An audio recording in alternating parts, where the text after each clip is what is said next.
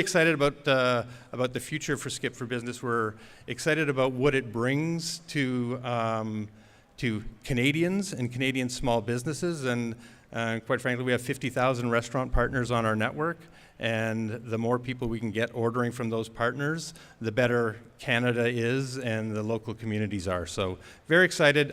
Thank you for having us here. We've got a booth. Matt is going to figure out how to give away 3 $100 gift cards. And we have a team here. Any questions, happy to answer them as best we can. So thank you so much. Are there any questions? Let's start. No? Oh, one. Yes.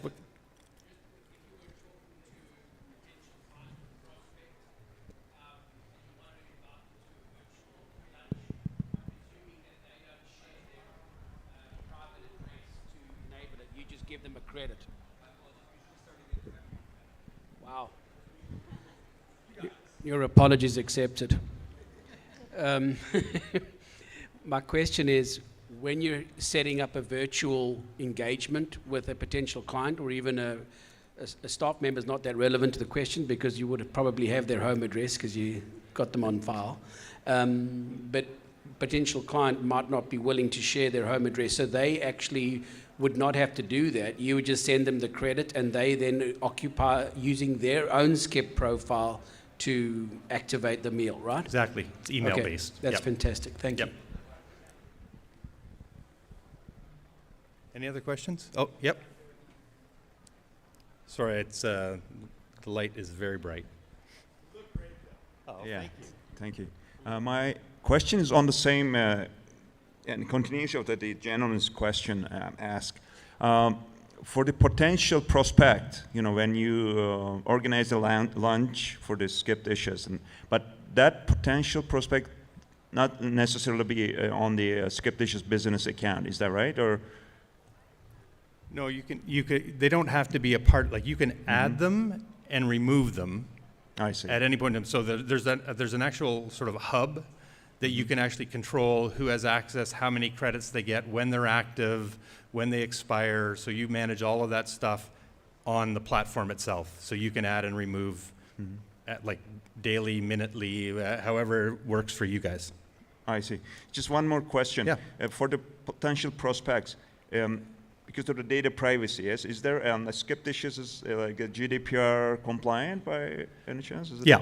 Okay. Yep. So we've so probably can't speak most eloquently to security, but we are completely compliant with all regs from the Canadian government because we're part of a family that's owned in the Netherlands. We are GDPR compliant as well. So protection of privacy of information is paramount for us. So. Sure. Thank you. You're welcome.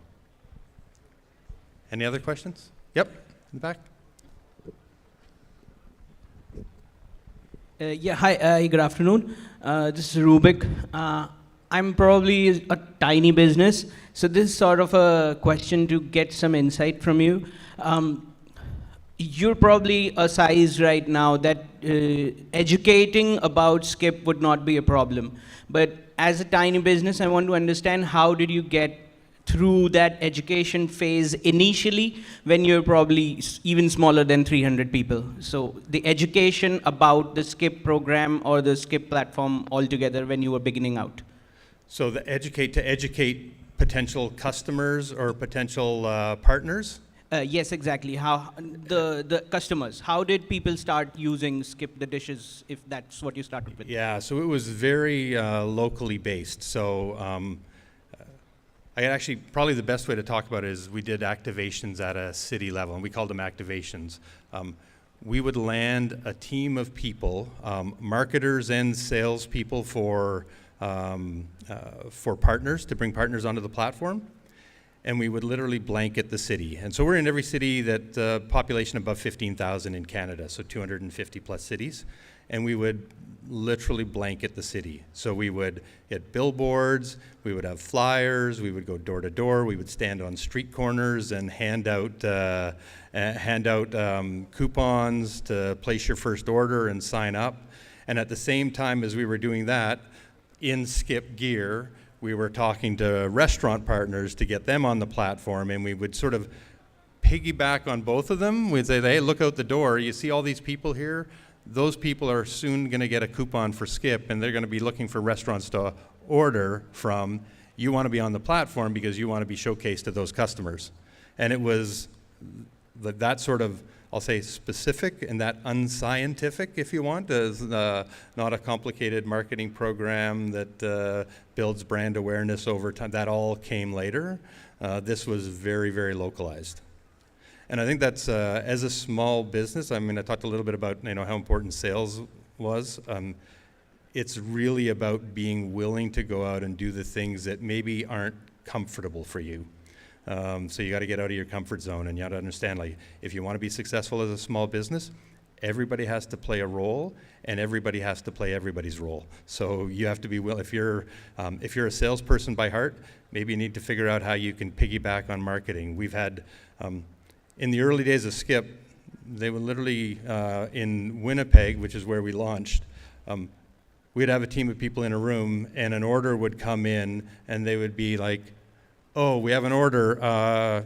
Here's some car keys. Who can go pick the order up?" I'm like, it's joking, but that's exactly what they did. They were throwing car keys around. Hey, my car's parked out front. Go pick up the order and deliver it. It's just being very scrappy with a goal and a vision on what you can achieve. Hope that answers your question. Yes, it does. Thanks for that. You're welcome. Done? All right. Okay, I'm getting out of here. Just stay with me. Thank you. I know that there are a few more hands that were up. Steve's around for a little bit, so please come visit them at their booth, the Skip for Business booth, and they'll be more than happy to answer your questions. I know some of you, not all of you, are still sticking around because there might be something that Matt wants to give away. I don't know. But before we do that, can we please give this gentleman right here, Steve, a round of applause? Thank you. Thank you very much. Thank you. I appreciate it. Thanks for inviting us. I think that my best takeaway was simply, how scrappy are you? What are you willing to do?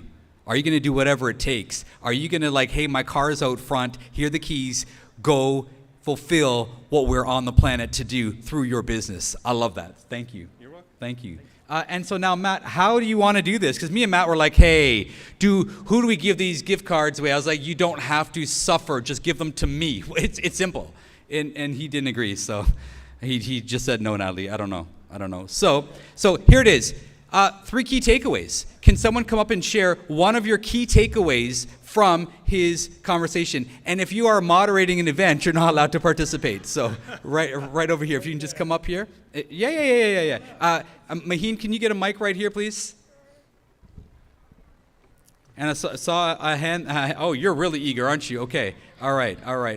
And we have a hand over here as well. So we're start right there. And if you're on a panel, I'm sorry. Maheen, over here first. Oh, it's okay. You're already there. Go for it. One key takeaway. The key takeaway from his conversation was when you start small, just do it what you want to do it, and go with the flow, and act as per your conscience. Start small. Just go. Is that all right? Yeah.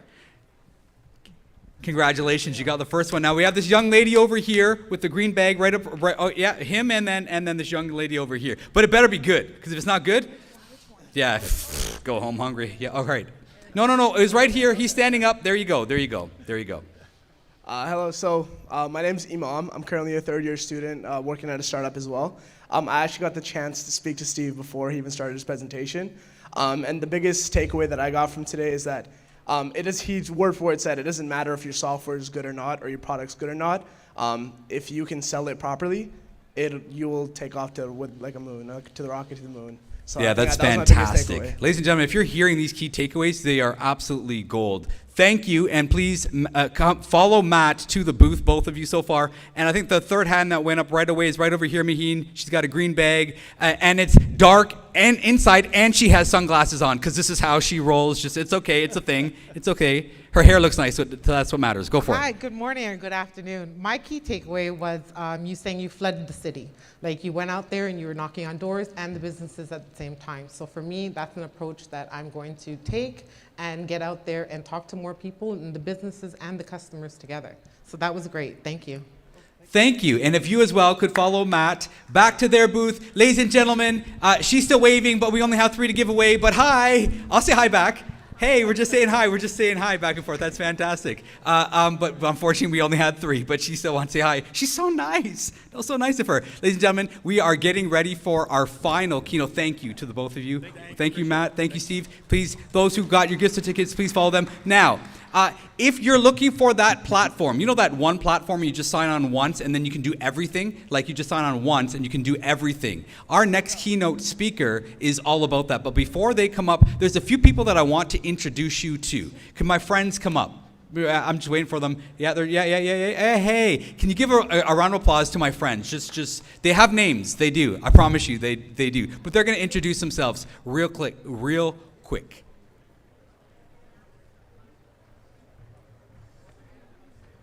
How's it going, everyone? It's Damien from Kingsman Capital. We provide working capital solutions for growing businesses. So if you're a growing business and looking for financing, we're quick with financing as well. So we're right at the end there. Come say hi. Hopefully we'll have a chat. Thank you. My name is Rupert Nagy. I'm with the Canadian Federation of Independent Business, CFIB for short. We're the largest group representing strictly the needs of independent businesses. We're at the booth as well. Please feel free to stop by, give us a shout, and get a sense of who we are and what we do and how we support independent businesses. Bye for now. And he made the final cut for top 10 hair in the building today. That right there. So we're doing a vote afterwards on the app. Just look for it in the app, who has the best hair. You were nominated as well, by the way. No, I'm looking at you. Yeah, you were nominated as well. It's in the app, so just vote in the app, please, right there. Thank you. Hi everyone, my name is Erin Andrews. I'm the climate lead at a company called Carbon Hound, and we make it ridiculously easy for small businesses to understand and reduce their climate impact. So we are just over here in that middle aisle on the left, and I'd love to chat with you. If you're maybe intimidated, we make it really, really easy, even if you're not a climate expert. Thanks. By the way, that literally is their slogan. We make it ridiculously easy to figure out how you are ruining the environment. No, the point is, one of the only ways that you can be a proper citizen is be aware of your contribution or what you're taking away. And I think that's the value in what they do. Find out, figure out what you're doing. And then based on that information, well, what are you going to do about it? That's the second conversation, but you probably don't want to remain in that state of ignorance. Find out. And that's what they can do in 4 easy and ridiculously easy steps. Thank you. Thank you. Yeah, round of applause for my friends. Thank you. And at this time, love to invite up Kevin from Zoho. Now, Zoho is a global brand. They have thousands of employees across literally the globe, and obviously a lot more clients and customers, and happy customers in that. A couple of years ago, they entered the Canadian space, and since then, they've been blowing up. It literally is that one platform, that one login, and then you can get to your HR services, your sales. Wait, you can get into your accounting. Wait, they all speak to each other on one platform, and it's cost effective. That's the power of Zoho. So without further ado, Kevin, thanks for joining us today. Please welcome Kevin Karthik. Thank you so much, Shiraj. Yeah, I'm going to take the mic. I think I'm comfortable with the mic than the podium, so please don't mind me, guys. So yeah, first of all, I want to make sure that I'm audible enough for everyone. I'm going to switch this side. So much light. Okay. Yeah, so can I just see some show of hands to just make sure I'm audible and yeah, perfect. Perfect. Okay, so yeah, I'll start. I mean, as you guys can see, the topic of the, was it? Yeah. Thank you so much. Yeah, the topic for the day is from prospects to promoters, right? Like, how do you do that by having an effective pipeline management, correct? That's what I'm going to talk about. And before I deep dive into it, I just have a few slides, an intro about myself. Yeah, an intro about myself. I won't take much of your time.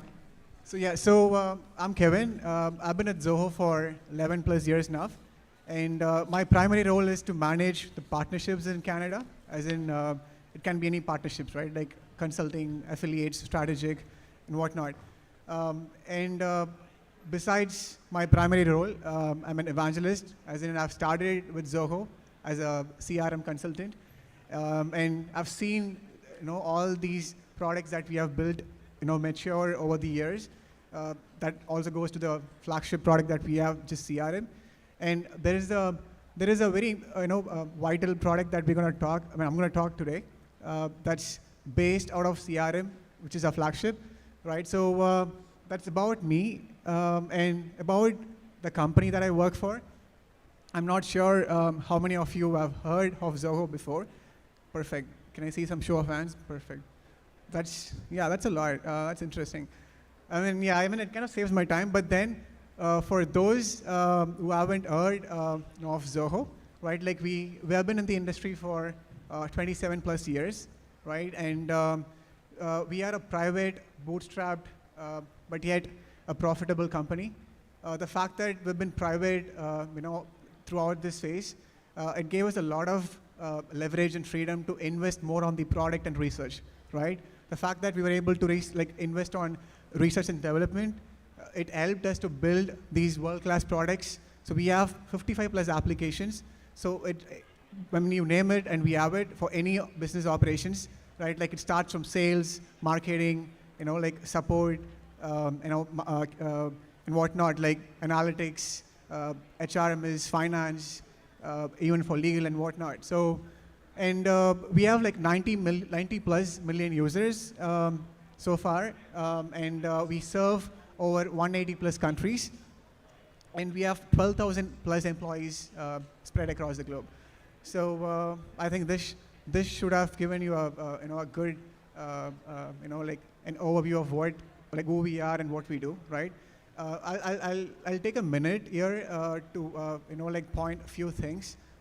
Like the first one is, I'm sure everyone in this room can relate to this this slide, right? Like when it comes to small medium business, right? Like one person has to wear multiple different caps, right? Like they have to do multiple different operations in a business. The fact that you guys are small and you need to do that at least to a stage where it's all established, and so the things that you see on the slide, like for instance, it starts from sales, like onboarding, renewals, ticket managing. So the fact that there are these different operations in a business, it's very important, right? Like we ran a survey. I'm sorry, it's that slide. I'm just skipping it, but I'm just going to talk a bit on that. So the fact that we understand every small business, as a complex or this different operations going on in their business, we have developed a solution for it. But before I go there, I want to talk about a few other things that kind of leads into why and how we build this solution that I'm going to present, right? So we ran a survey, like our Zoho Canada team, we ran a survey across this region to try and understand, the needs and the priorities for all the small medium businesses. And interestingly, we found, almost 60 plus, like 60% of the users, are optimistic about their growth. It's a really good thing. But on the other side, they are also, quite reluctant or skeptical about the data, right? Like how the data is being used in these different, applications that they use or spreadsheets for a fact. So that's also one of the, a key area where I think Zoho, will play a huge part as a company, because we believe in privacy, even before, like GDPR or all these compliances or the noises that has been happening the last few years. We have been very privacy, like oriented company, wherein every software that we build has free editions, but not till this day we have, shared or we have allowed any third party, like advertisers to, like use our application to, to market their things, right? So we have never done any ads. We've been very conscious about the data, because we feel it's your data and you have the right to own. And coming back to the topic, I'm sure some of you would be familiar with this concept called pipeline management, right? So what is the pipeline management? So it is a strategic, an approach every business has to organize a series of actions, events, transactions that takes place within, a process, right? Like the process can be of any of these different areas that your business operate, right? Like for instance, it can be on like sales or marketing or support. So pipeline management gives you that option wherein you can visually, see and like monitor and optimize this data that's flowing through these different areas of operations in a business.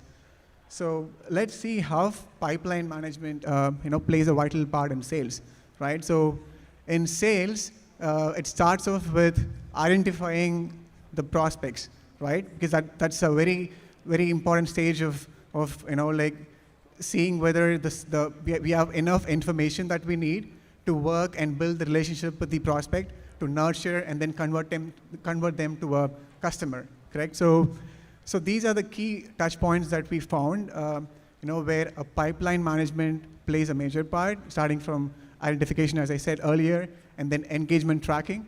So when I say engagement tracking, I refer to the areas of the interactions, right? It can be emails or calls or any activities for a fact.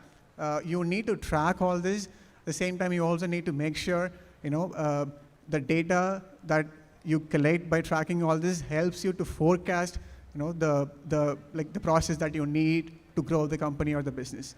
So you also have sales cycle optimization, part of a stage, wherein you'll be able to optimize your ongoing processes, where it's very essential to make sure you periodically review all these processes that you have set using any application for a fact, because if you see a red flag and if you want to improvise any of these processes, this review will be a key part in it.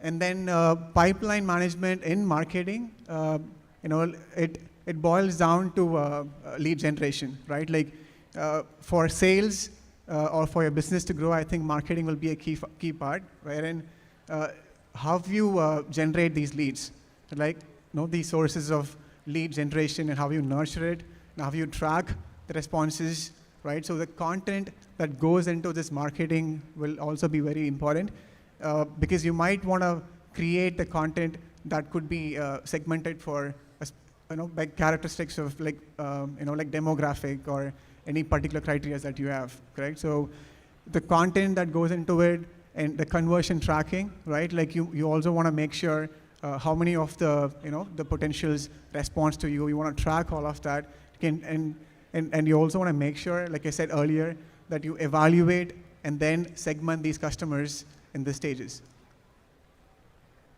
And pipeline in support, right? It's the fact that we have seen how important it is in sales and marketing. Support is in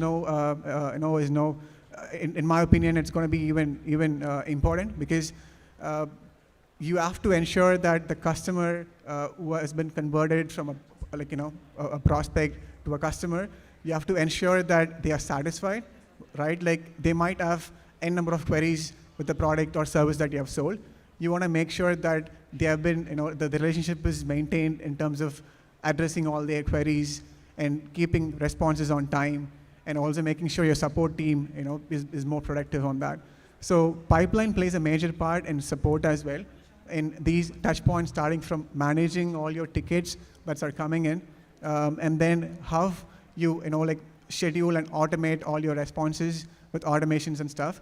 And then you might want to categorize the issues that you receive for your business, right? Like issue categorization is not just for the support agents, right? But then if you look at the large scheme of things, the issue categorization helps you to understand, the problem with the service or the products as well.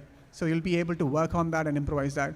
So, and moving on, how you allocate your resources will play a major part in this, and then the performance metric for your support agents. So the fact that we have seen, what pipeline is and how, or what role that it plays in these different business operations, let's see the choices that we have, right? So the choices that every small business currently have today is the first one that you see on the screen is death by dozens of spreadsheets, right? So, I mean, it's mind-boggling to see, even because I talk to a lot of small, medium businesses during my time, but we realized that there is still humongous amount of small, medium businesses are reliant on like spreadsheets, right? But the problem with spreadsheets are the data is not secure, right? There is zero visibility, and it's not integrated, and there is a possibility for losing the data as well, right? So that's one of the options that most of the small medium businesses are currently using, or they would opt for like it starts with CRM, right? So they would opt for multiple different CRM solutions, and they have so many options on the market right now, and it doesn't stop there, like because if as a small medium business, the fact that you have one employee doing multiple roles, like playing different operations in a company, you might have a need to extend that to other applications, right? Like for marketing, you'll have one application, and for support, you might have one. So these are the options that we have currently, and we have Begin, right? And there's Begin is a solution that we have precisely developed for small medium business. So this helps all the small medium business in handling all the different business operations they have, starting from sales, marketing, support in one interface. You don't have to switch the tabs. You don't have to have multiple different applications. And we have an inbuilt telephony integration. We also have a phone, like mobile version of it as well, like for you on the go. So we developed this with our flagship product. The fact that we've been in the industry for 27 years almost now, it helped us to understand the challenges, and the requirements of these different small, medium businesses. And that's how, Begin, like we have developed this product. So it connects all these different teams, as I said earlier, together, starting from your sales, your marketing, support, and all the other different teams that you have in any business. And it comes up with a feature called Pipeline. It allows you to see all your different operations to your left, wherein under pipelines, like you can see how a lead comes in, right? Like you'll be able to see and like monitor and track the sales funnel of it, and you'll also be able to track and monitor your marketing side of it and support as well. It can see all this and optimize your business and processes in one interface, and that's how it looks. So the team pipeline allows you to create these automations to ensure that these different operations talks to each other, right? And for instance, there'll be a scenario where the marketing team wants to know what's going on with a specific customer that came through their lead generation, right? So this team pipeline allows you to see all this data in this interface, so you can make those decisions that you want to improvise your business. And we also have the option to integrate with any of your applications that you're currently using, starting from Microsoft Office, Google, and etc. And some of the applications that you see there, most of the applications that you see there are from, we have developed that on our own.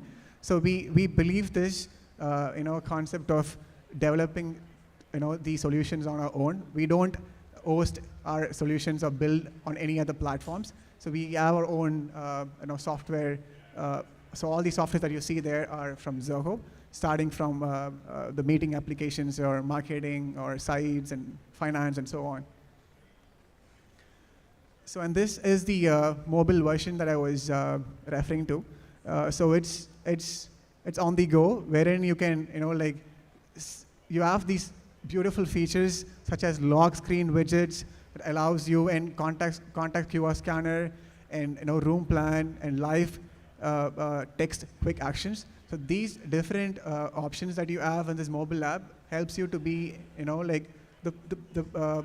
some of your team might be on the road, right? Like they would want to want to have access to all these different in their mobile phone, not necessarily on their laptops. So this allows them to be equipped when they start doing this. And it all, guess what? And it all comes up with at a most affordable price in the market, which is it's $9 per month, right? And it's like I said, one of the main ideology that our CEO or as a company we work is it's not about the bucks that we make, right, from the softwares that we build or sell. It's about how the solution helps these different businesses on different scheme of things, right? And that's where it's very important. And I think keeping it very affordable, make sure that it reaches every business, small business, and they can start leveraging that to improvise their business. And we have our exhibit, we have a booth. Please come check that out. So we also have a workshop that's coming in. It's at 12:30. I'm sorry, I think we're already running late. So, but we have a workshop followed by this. So if you're interested, if you want to explore more about Zoho Begin or Zoho, drop by the booth or please attend the workshop. And we have I have a special promotion that we wanted to announce for the attendees for this event. So if you scan that QR code, it allows you to use this promotion. So you can avail up to $100 on the annual subscription. Note the fact that Begin by itself is already priced very affordable, right? So I think it's going to be a lot of savings on not just savings. I think it's more efficient if you want to adopt and try something like this.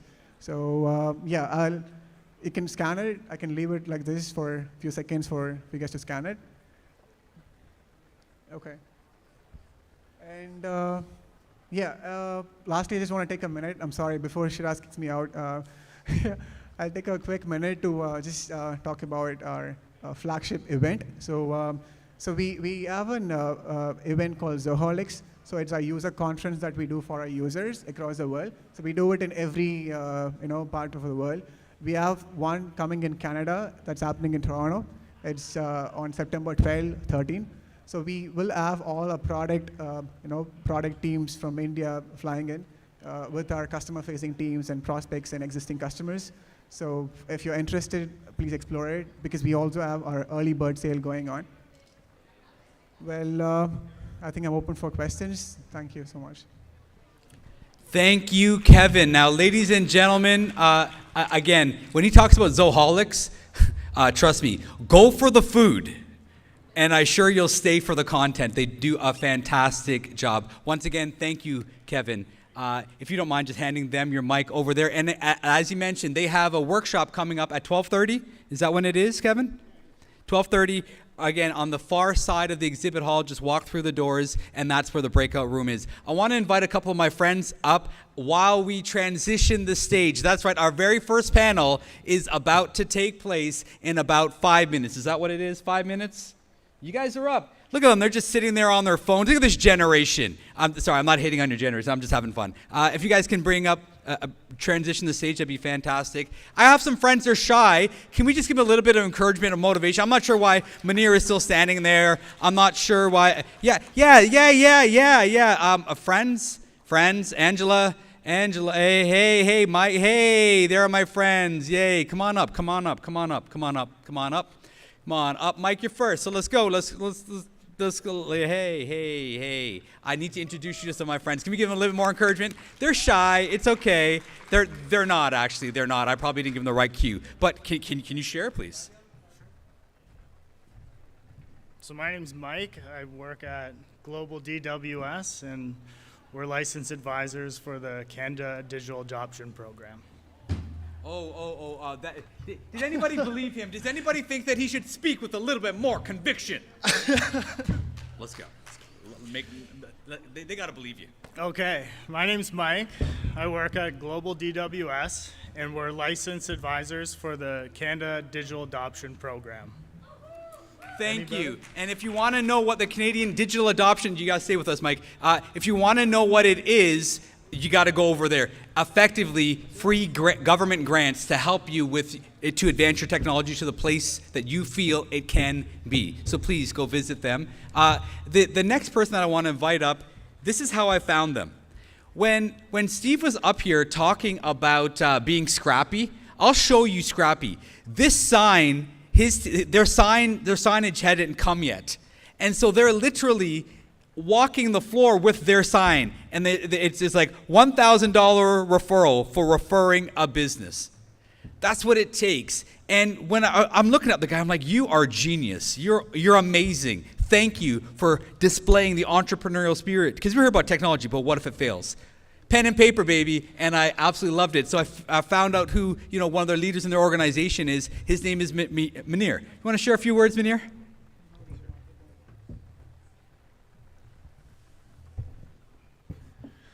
Yes, so my name is Munir, and I did create this sign myself.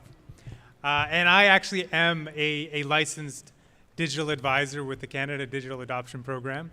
I've been appointed by the federal government to help small and medium-sized businesses create a digital adoption plan for which they'll qualify for a $15,000 grant to work with us to create their digital marketing strategy, software development, etc., plus qualify for up to $100,000 in interest-free funding. And now, for many of you in the audience, you might have a business making over $500,000 that would qualify. And if not, you can become a referral partner, which is why we made this beautiful sign that says $1,000, but actually you could get up to $5,000 if you're a service provider yourself to refer businesses for this wonderful grant program.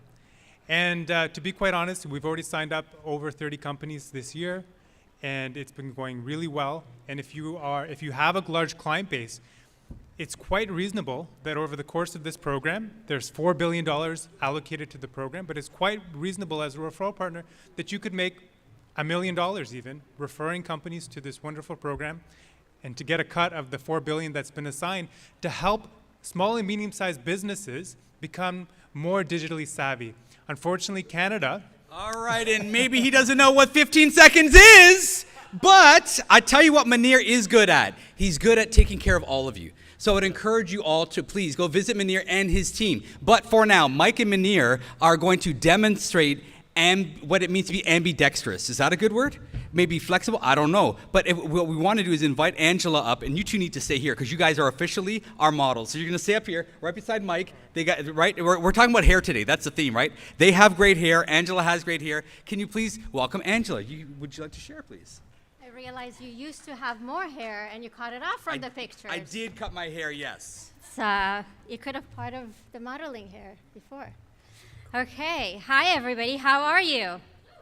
Yay. So my name is Angela Podolsky. I'm a behavior analyst, and I specialize in nonverbal communication. While you're watching those three gentlemen, what did you notice? Did you notice some of them have their feet positioned towards the person who's speaking versus you, the audience? What is that? What about their hands behind their back?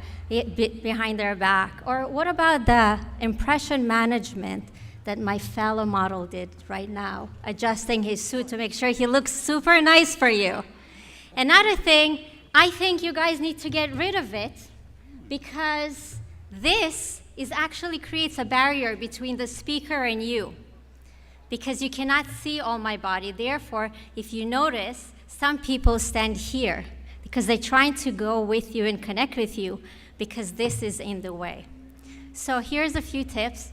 We have a booth just on the corner over there. We have a promotion that we do just for 25 people that registered through this summit. And we also have a workshop, so we'll see you soon. What's your business called? Find me at Angela Podolsky. What do you mean call? The name of your business. Oh, Kinesics, and the booth is right here on the corner. You'll see a big sign with my face on, so you'll not miss it. Yeah, thank you to you all. Apparently, none of them know what 15 seconds is, but that's okay. That's okay. We're here. Thank you to all three of you. And again, please go visit them. and you guys can make your way off the stage. Thank you. Right now, we're about 47 seconds away from our panel. Our panelists will be joining us at this moment. And bear with us as we get this set up. You are going to hear a conversation that you want to, there's always this thought, man, I wish I was a fly on the wall for that conversation. Well, guess what? We're not going to call you flies, but you're definitely invited to stick around and join and participate in the knowledge share that is about to happen. We'll begin in about 45 seconds. Thank you as we invite our panelists up.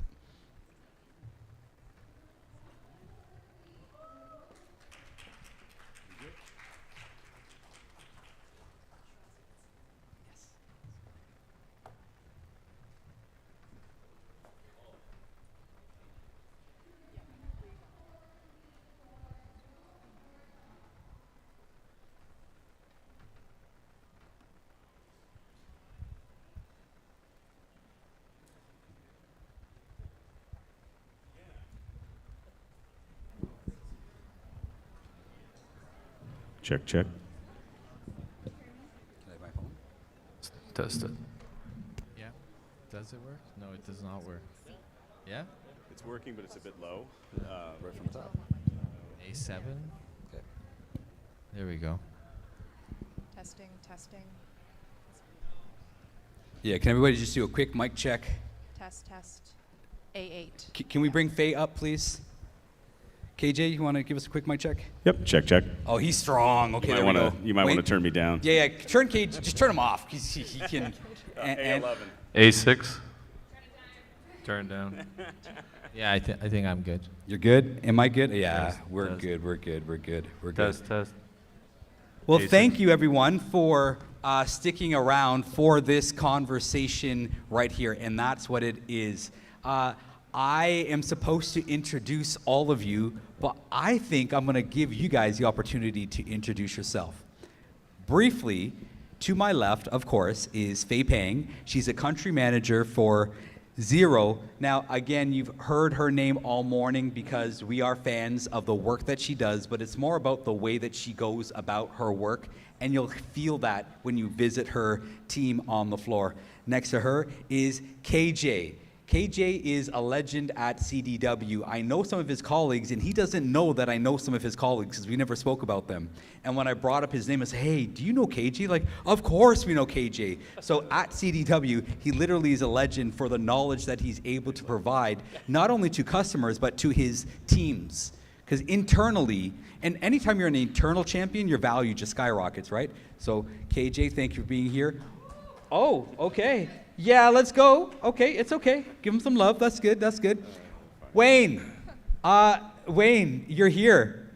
Good. The fact that Wayne made it is good enough. He's here. He's here. Here's. We're going to give Wayne an opportunity to introduce himself as well, and Dave Lowy as well. Now, my problem with Dave is it David or Dave? As long as you call me one of those two, I'm fine. So I can't call you Consuela? Well, just don't call. Yeah, Consuela doesn't work. That doesn't work. Okay. No. David it is then. And David, if you could introduce yourself, please. I was hoping that bribe that KJ gave you would work for me as well, but I'll introduce myself. So Dave Lowy, co-founder Quantum Smart. We provide consulting services, technology. Been in the industry for over 20 years, multiple verticals, pharma, retail, worked in banking, payments, some of the things that you guys use today, helped to run those, be it a number of different technologies, and so happy to be here today to talk about cloud and my journey on cloud over the past 10 years or so, and that's me. Is it embarrassing baby pictures next? What are we? Oh yeah, we saved the embarrassing baby picture slides. Oh, we creeped on Facebook hard. We found him. We did. He did not secure those pictures. I He had needs the better cybersecurity. same haircut. Same haircut. I look pretty much It was the same haircut. Yeah. Actually, it was when you were 7. You actually had a little bit of hair. It was good. It was good. It was good. Wayne, please introduce yourself. Yes, hey everyone. I'm Wayne. I'm Vice President at Ideological Systems. We're an IT support company, been around for 30 years in the GTA. We do everything from help desk support, project deployments, we have a strong focus on cybersecurity, protection, and we strive for excellent customer service on our support team. Been around just as long as the company's been around, so I'm actually employee 1, so that's how long I go in the stack. Right now I'm dealing with the business development side of the business, and happy to be here today to provide some insights on cloud infrastructure and security. Thank you. Thank you, Wayne. And KJ. So KJ Burke, Principal Technology Strategist for CDW Canada. And for those of you that don't know, we're the largest solutions integration and technology provider in Canada. What I focus on is really kind of helping us set our strategy. So I talk to small businesses, medium businesses, large enterprises, and try to get us to invest in the things that our customers are going to need next. Yeah, and one thing about me, I guess my background is primarily on the customer side. So I spent 15 years with Barrick Gold, and so I've kind of sat in your seats as customers trying to consume IT. So anyway, so I bring a bit of a different perspective on that. All right. And introduced myself earlier, but my name is Faye. I'm the country manager for Xero in Canada. If you haven't heard of Xero, it's a cloud-based accounting software. It was actually founded and started in the cloud 17 years ago in a tiny little apartment in Wellington, New Zealand. And today we serve over 3.5 million small businesses around the world. So, this notion of adopting cloud and how SMEs can use it to harness, efficiency and revenue and growth unlocks is central to our thesis of when we started, and something that's near and dear to our heart. So fun fact, Faye, for one of the businesses that I run, we were working with a company out of Australia called Bruntwork, and the documentation came from Xero. Of course, yes. Big in Australia. It's very big in Australia. Yeah. So we're here, and the topic is harnessing the power of cloud technology. KJ, what the heck does that mean? So before we talk about harnessing, right, we're not jumping on a horse and going on a race here. I think it's important to define what the concept of cloud technology, because it can mean so many different things in different environments. How would you, and again, I'm not asking you to provide the absolute answer, because someone else would provide a different angle on it. Not a different definition, but a different angle. What would be your perspective? What should one of our takeaways be? What is meant by cloud? Yeah, so I think, when Faye talks about cloud, it's probably a little bit different than sort of the infrastructure as a service that we talk about with a lot of customers. So, when I'm speaking to customers about cloud, it's really, a different way of operating your applications, your infrastructure and that. But there's a lot of similarities there. So really cloud, public cloud, SaaS solutions, PaaS solutions, so platform as a service or infrastructure as a service, they have different attributes. And so you as consumers of those just want to make sure you're aligning the needs that you have with the right type of platform. So cloud's a lot of things. Cloud's the applications you're consuming as a service. Cloud is the platforms your developers are using to build the applications for your customers. And then cloud can also be the infrastructure, virtual machines, containers that you're running. Okay, so what I'm hearing is cloud is everything. It took over. Okay, and thank you for painting it that way, because it can mean so many different things. But in your world, Wayne, how do you master the concept of cloud in your world through what you do? We can just narrow it down to what you do. Well, to talk about what a very simple definition of cloud is, anything that's not residing in your own office or in your physical brick and mortar building. Thank you. Even data center, if you have it hosted in a data center location, that could be considered a type of cloud because you're accessing over an internet-based. So to keep it very simple, but KJ is absolutely right. It comes in many, many different forms.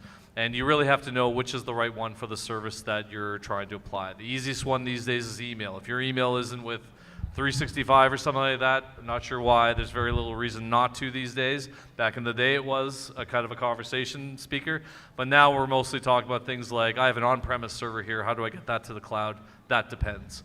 So, and there's many things to analyze, whether it be it's too much to go into the cloud or it's too costly to put it in the cloud. So again, and KJ was mentioning many different variations of that, but just to try and simplify for sure, is that anything that gets hosted somewhere you don't know, it's almost like an out of sight, out of mind type of thing with your environment.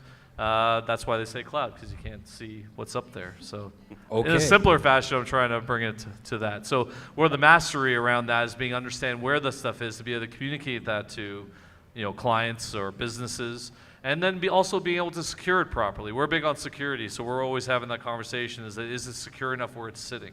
Okay. And I'm sure a lot of people on this panel, especially Xero dealing with accounting stuff would appreciate that wholeheartedly. So.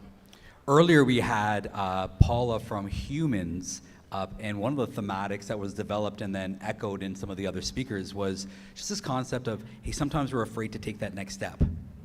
Okay, so David, otherwise not known as Consuela, can you share with us how do you wait, are you gonna make me feel comfortable? Because I just prefer to hold on to this thing in my own environment. Now that's a conversation, my apologies, I'm going on a little longer here. That's a conversation that started 10 years ago, right? Are we still having the conversation about not feeling comfortable having our infrastructure, our SaaS, whatever, all the applications that KJ spoke about? Is that still a viable conversation, or has, being in the cloud normalizes being, it's safe, this is just how we do business now? How would you measure that spectrum? So that's a great question, and since you brought up the 10 years ago, I'll speak to that and bring to where we are today. And so 10 years ago, I was building private cloud, worked for Canada's largest retailer, one of them, and built a private cloud. We had 190 blades, 768 gigs per blade, so an enormous amount of power. Okay. Spending millions and millions of dollars. It took a team of people to manage that, just the updates to manage that. You were talking 3-4 people full-time, all the time, just to manage drivers and updates and firmware and things like that. And the organization didn't feel like they were scared to go into cloud, to have things public because of data residency issues or because of optics, a lot of it because of optics. And so I think things have drastically changed. The right, from a regulatory perspective and from policies and from transparency that the hyperscalers are providing today. And that's who I see, if you want to point, and you all gave really good descriptions of cloud. Another way to look at it is look at the hyperscalers, which are the Salesforce or the M365 or others, and they're spending billions. So part of this harnessing to cloud and why you should or should not be afraid. You shouldn't be afraid because all of the documentation is there. There is transparency. You shouldn't be afraid because the resiliency that you will get from the hyperscalers or other platforms like Xero is nowhere near the same that you'll get from your, and I won't name, an accounting software that you have on your server, in your server closet, in your organization. That's dangerous. Keeping that up to date, the life cycle of that is dangerous. All of the rules that you protect your system with in the cloud is what protects, that will help you accelerate your digital journey, that will help you accelerate your digital adoption, that will set you up for success as a business, which that failed system will not. Can I jump in on that? For sure. I think one of the things that's the hard truth we need to acknowledge on this stage today is Canada is still pretty early in its cloud journey when we think about the data and what we see around adoption, right? So I use accounting as an example. Less than 15% of Canadian small businesses today are doing their accounting in the cloud. Most of that is still on-prem, it's desktop, it's a spreadsheet. You don't have to admit it in the audience if that's how you run your books, but that is the majority of Canadian small businesses today. You mentioned Australia. The cloud adoption is north of 65% for small businesses in Australia. Hold on, I just want to repeat that for everybody's benefit. 65% adoption rate in Australia. In Canada, 15, not 50, 15. 15. Less than 15, yeah. Wow. Yeah.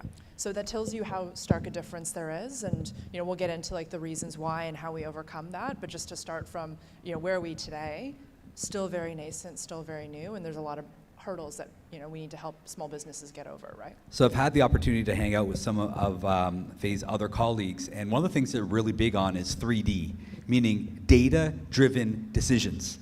Folks, if you want more information about what's happening in the economy in this Canadian marketplace, they have a lot of surveys that they do in real time, the real-time data that they push out. So thank you for providing that for the marketplace. Having said that, though, Faye, having said that, what information is necessary? Because what is it? What's the barrier? If we are less than 15%, Is it technology? Is it fear? Is it comfort? Like, what is it that's holding people back? I mean, that's something I want to throw out to all of you, right? I know KG's chomping at the bit over there, but if I could just start with Faye, like, what do you feel it is?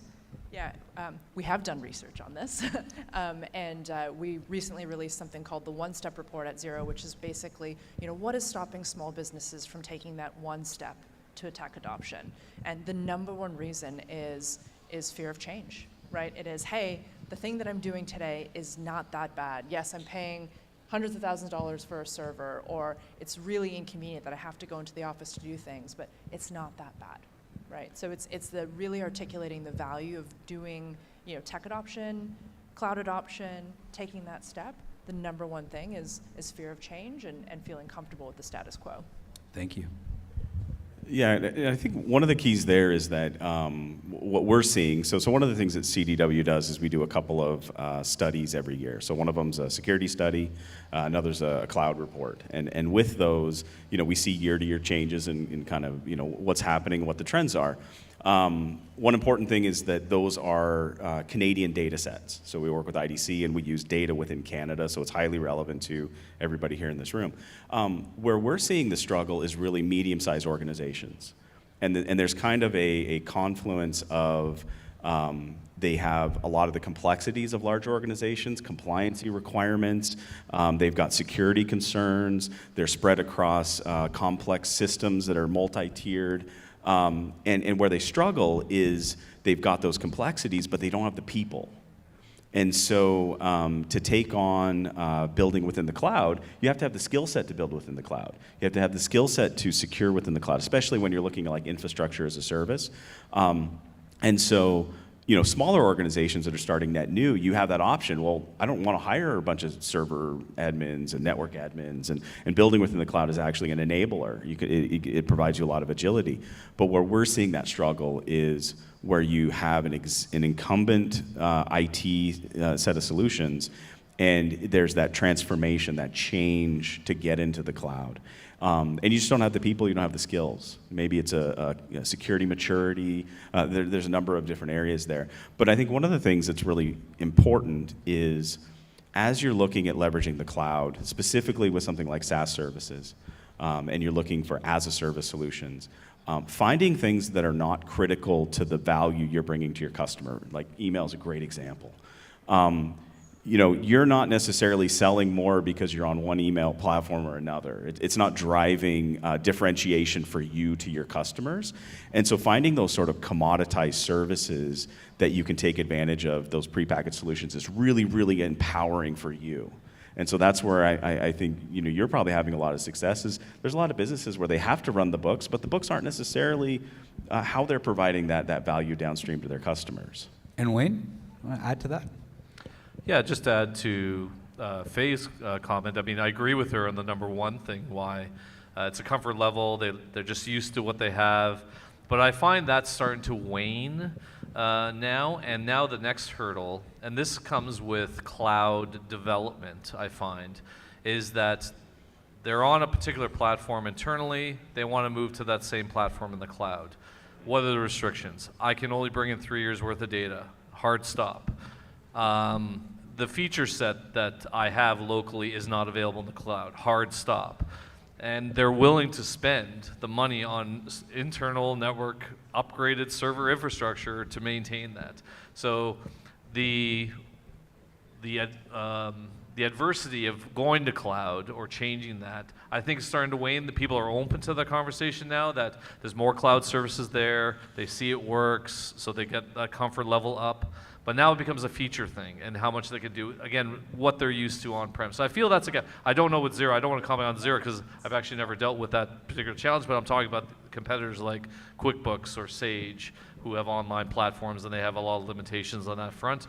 And again, they don't want to change that. It's going to be the first one they go to and they just revert back. So I find that's the kind of the next thing that's hurdle that needs to come. And that's very common because every single cloud platform started in that vein. Email first, you can only bring in so much. You have to start from a point. Now it's whatever, bring it all in.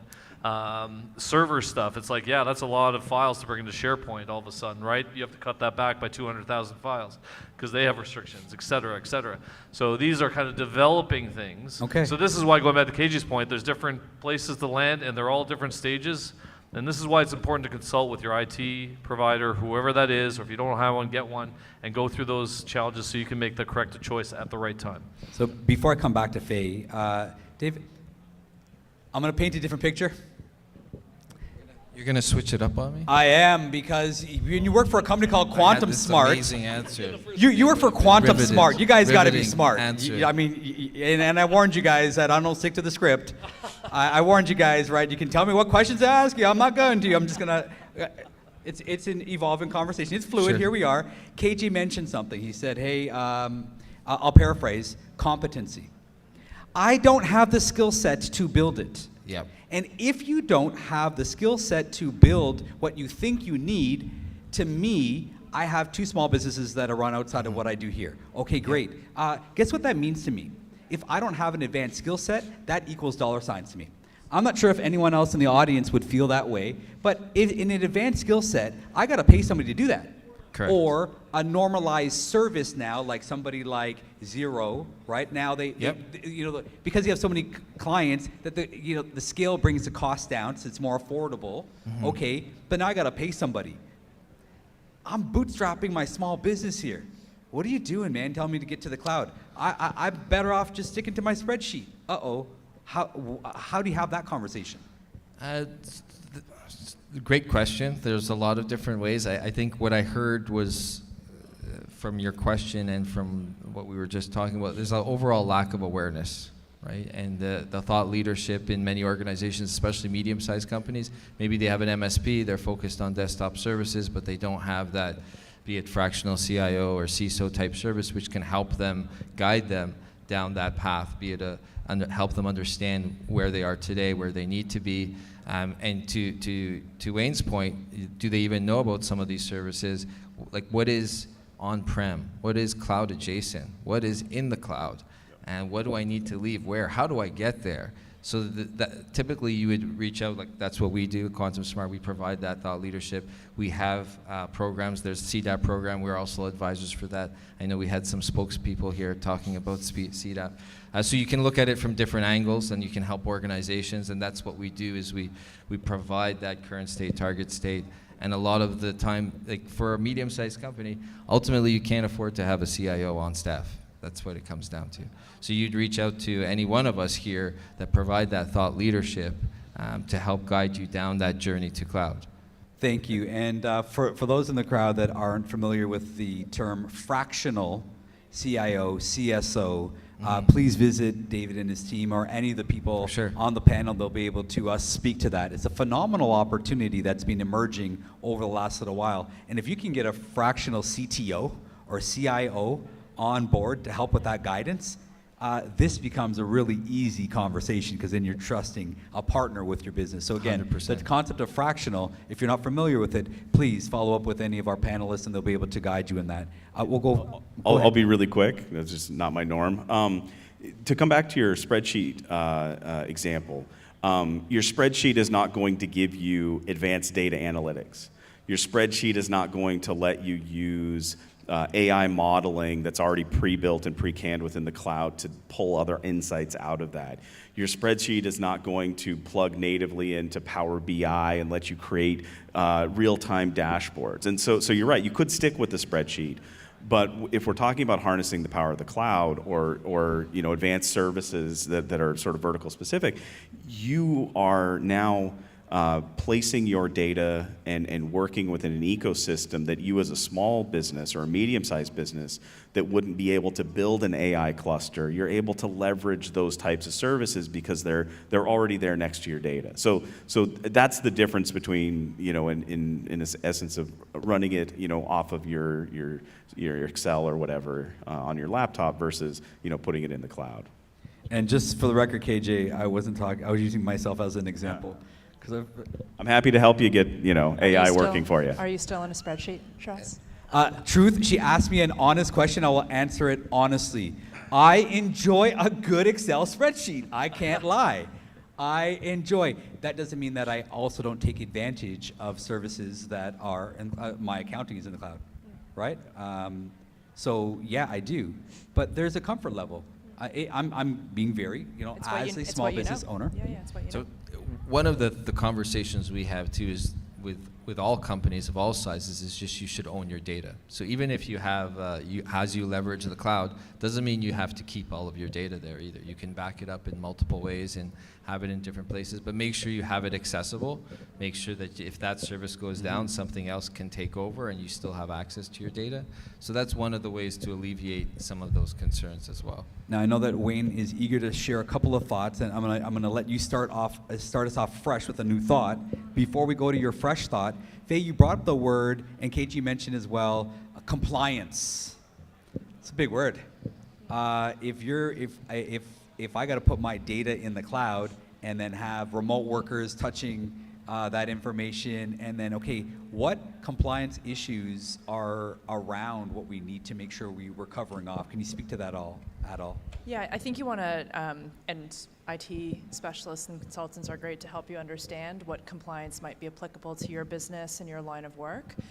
You just want to do your research, right? And I think many cloud-based companies now are going to the utmost degree around security and compliance, right? To your point earlier, a lot safer than on-prem, right? And that has been one of the hurdles in the past has been, well, I feel more secure knowing my data is in my office right next to me. And it's like, actually, when you go through the list of potential attacks and risks that you have, that's actually the least safe place for it to be, right? So from a compliance and a security perspective, leaps and bounds now, and it's just a matter of doing your research, going to professionals, having them work through, what is it that your business needs, and then how do you ensure that you stay compliant with it? Yeah, and folks, I hope you heard the key word there. You're only research away from removing veils of potential ignorance. That's all it takes is a little bit of research, and you'll find out what you need. It's not that difficult if you just apply yourself. Wayne. So I think the additional add-on, which definitely links into what we started talking about, is around security around all these environments. And you're right, feeling that presence in your office. A lot of people have that. Sitting in my office, I feel so much more secure there. Putting in the cloud gives you a lot of advantages. Resiliency, David mentioned about infrastructure, which is great. Slight misconception about being able to be more protected in the cloud. It's still no good if you don't put the right security measures in front of that, which you can still do, without two-factor authentication, for example. Still to this day, 43% of cloud-based infrastructure attacks are from just knowing someone's password and going in as that user. So that's a lack of security tools or process, whatever the case may be. So my kind of message here, and I guess the topic which links into the whole security thing, and this again links back to your IT provider or consultant or CIO service. We call CIO on demand, similar to fractional. We like that term better, but same thing we're talking about. But you definitely have to put the security in front of it no matter where it sits. Whether it be on-prem or in the cloud, you got to put as much in front of it as possible because it's just accessible out in the cloud. In some cases easier because they know where Microsoft lies and et cetera, right? So they're able to kind of plug away. All they need is a login and password or something like that to get through. So it's just about putting that extra thing in front of it or extra tools and extra monitoring to protect yourself. So. Thank you. There's a couple of thoughts. I'm coming right to you. Just gotta just stay on this with KJ just for a second. We will open it up for a quick Q&A. Natalie, if Maheen's not in, if you don't mind just grabbing a mic and just if anyone does have any questions, we can have that ready. KJ, guess what? What? No. Okay, You're handing out. On the floor, right? On the floor. I just did a rough count. I think there's 7 cybersecurity offerings available. Folks, they're not talking about the future. We're not talking about ChatGPT, which is the present now. They're talking about an absolute necessity in running your small business. That's what we're talking about right now. This isn't something that we should think about. This is something that we should be doing. If you have approximately 7 businesses out there, that should kind of What thoughts would you be able to add to that? Not necessarily to create urgency, but like, why is this yesterday's conversation that we're catching up to? So first of all, I do think there's urgency. Again, I talked about the security study. We just put out our 2023 on Tuesday. And one of the things I think everybody here should know is the mean time to recovery for businesses of all sizes from a security breach is 48 days. What? So, and that's the mean. That's the average. So, imagine not having your production systems available for half a quarter. That's the urgency right there. Wow. The second thing is, and you can see in our study, we've broken out by different verticals the success rate of attacks against those types of customers in Canada, and you'll see like a public sector and education. It's double-digit success rates. So when there's a targeted attack against an education facility, it's 11% denial of service attacks are successful.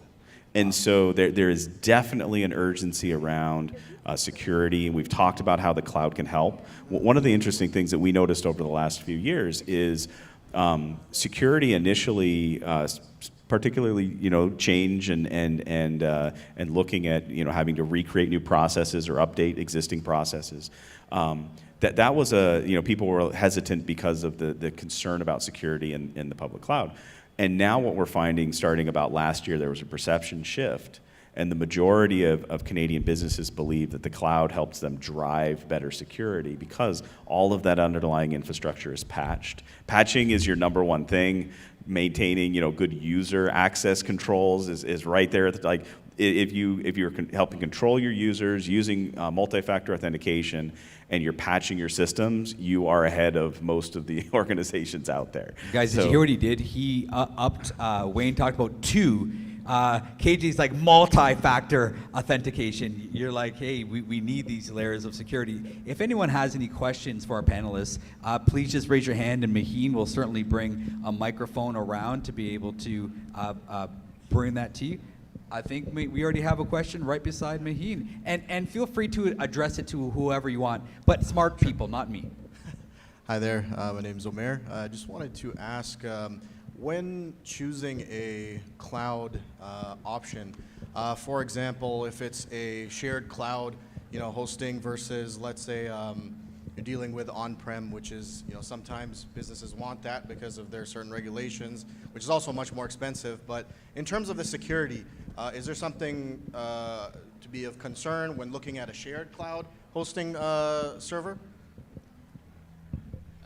Sure. So I think looking at the customer's needs, their capabilities, their requirements. So you're talking about, can they go into the cloud? A multi-cloud strategy could be there, or you go to one. The other part too is, where do they do business? You talked about compliance just now, and Quebec's coming out with their new law, so it'll be similar to GDPR, and you have to keep your data there if you want to do business with Quebec residents or other similar things.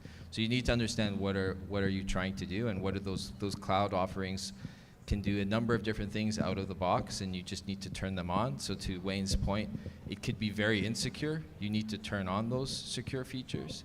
You need to look at what are the resiliency pieces and compliance pieces you have. The big hyperscalers in Canada, be it Microsoft, AWS, GCP, they all have their presence and they all have those capabilities, but they need to be leveraged. And when we talk about harnessing the cloud, it's turning those things on. So just going in there and start building servers is not going to do it. You need to make sure you leverage frameworks, so they'll have different security frameworks ready for you to consume. You need to turn those on. You need to start consuming them. See the recommendations, apply those recommendations. That will keep it more secure, and leverage those capabilities that are there. So understanding where you're going into, what you're using it for, and how is that servicing your customers. And great stuff. Just want to add a bit more to that. There's cloud and on-prem, for example, which is a big one.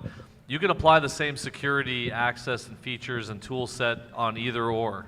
Going to the cloud takes away some of the stuff you don't have to do automatically, like updates to the software. A lot of times it's done automatically in the cloud and those kinds of things. Even if you had that on-prem, as long as you have a good enough IT company that's doing that on a regular basis and responding to actual threats or zero-day they're called, vulnerabilities that come out, and dealing with them right away, you could pretty closely replicate on-prem, but it happens a bit faster with those updates and stuff in the cloud generally. But you can apply all the same multi-factor authentication and tool set on-prem or in the cloud. You have to make sure either way, it doesn't matter. They should be applied equally across the two. If that helps, just to add to David's, which was fantastic. And then from a slightly different perspective, know your applications. I mean, what really we used to talk about, how we deliver value. We talk about data. We talk about all sorts of things. But fundamentally, your internal and your external customers are leveraging applications. And my recommendation to small businesses and medium businesses is where you can take advantage of software as a service, do. Because where people are having near 100% success, nobody's taking Office 365 and reinstalling Exchange on premises and moving their mailbox. Nobody's doing that.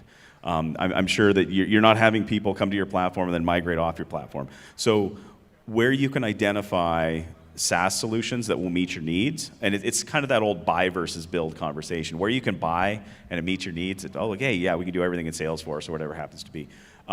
Invest there first, because that's where you're going to see a lot of success, and it's going to take your people away from managing those types of solutions into focusing on business value, which is really what you want to do at the end of the day.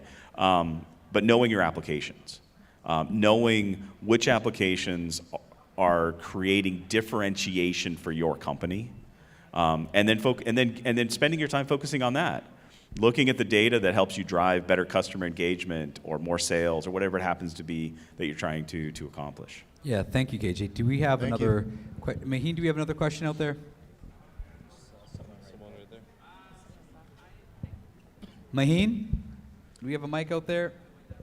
My apologies. I see you in the back. Do you mind just raising your voice? Thank you. Okay, so my question is, I am listening a lot about cybersecurity and cybersecurity insurance. If I remember somewhere 20 years back, I started listening about antiviruses. So I'm curious to know that this is coming to the small businesses now. Earlier it was for the big businesses. Will it come to the proprietorships and the individual users also someday? That's my question.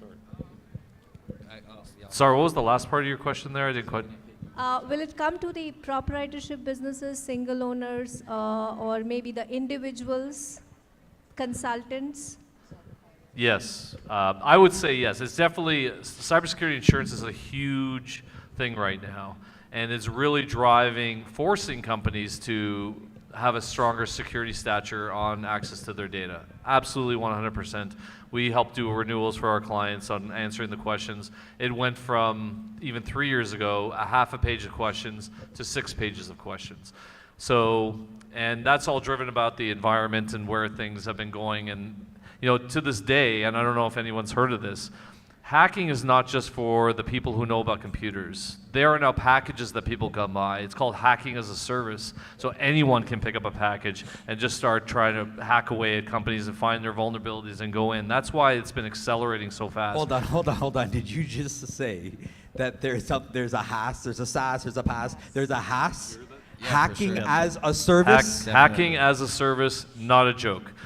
So, and I hate to bring that up and scare you, but that's absolutely real. We even we went into a new client who had a breach, and I think it was someone who was using one of these packages. They only got about halfway through and they stopped for some reason, and I think they were just testing something out. Anyways, so that's a real thing. And cybersecurity companies have done so much, insurance companies have paid so much out because they didn't ask enough questions initially. Now they are, and they're forcing them, saying, if you don't do X, Y, Z, A, B, C, the lists are getting longer every year. So if you have cybersecurity insurance and you haven't renewed yet, you're going to get those questions and you're just going to force you, or if you don't have it yet. But going back now to the sole proprietor thing, I for sure think that because a $10,000 hit on a sole proprietor is and that's easily obtained through a hack, is a much more bigger impact on the sole proprietor than it is on a 20-user company. So be mindful of that. But how that's going to translate in the cybersecurity, where that's an insurance question. But yeah, I don't know if you ever had to. Ladies and gentlemen, thank you for staying with us. We have about 3 more minutes, and so we'll probably have a time for one more question. Yep, you will get the question. It's yours. So someone can bring that young lady the microphone so we can hear from her. But just before we do that, we also want to give you guys, a last thought to share. But if you can please add. Just a public service announcement on the last question. A key leading indicator that I'm seeing with the cyber insurance premiums are going up, I would say 20-30% year over year, and the actual coverage is declining. So Lloyd's of London, they announced September 2022 that by this spring they would stop protecting companies from a country state-sponsored attack.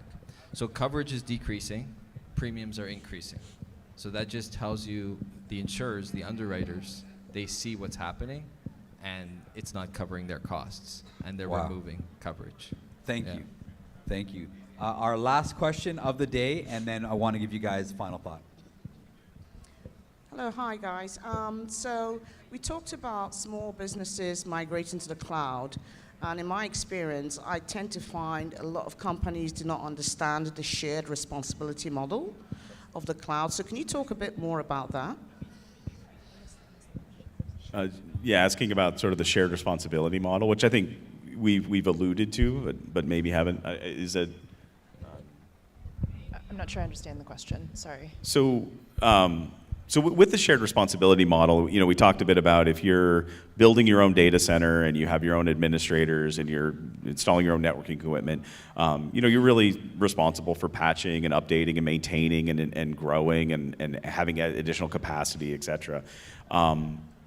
Whether you're working with software as a service, where really you don't have a lot of control over that, you're a consumer of that. Well, the shared responsibility model has a different sort of demarcation point than it would with something like infrastructure as a service.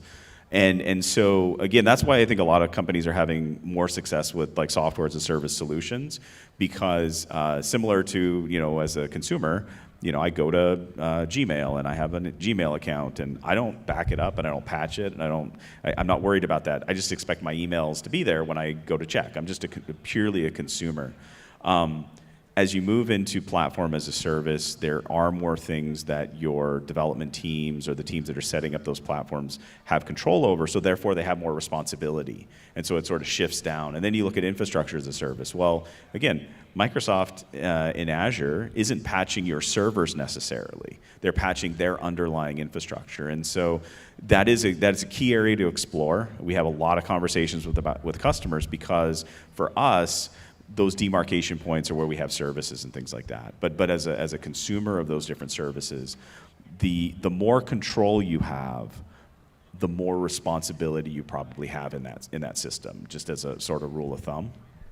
Yeah, thank you. And thank you all for sticking around and absorbing as much knowledge and power, really, to empower your business, because that's what it's really about.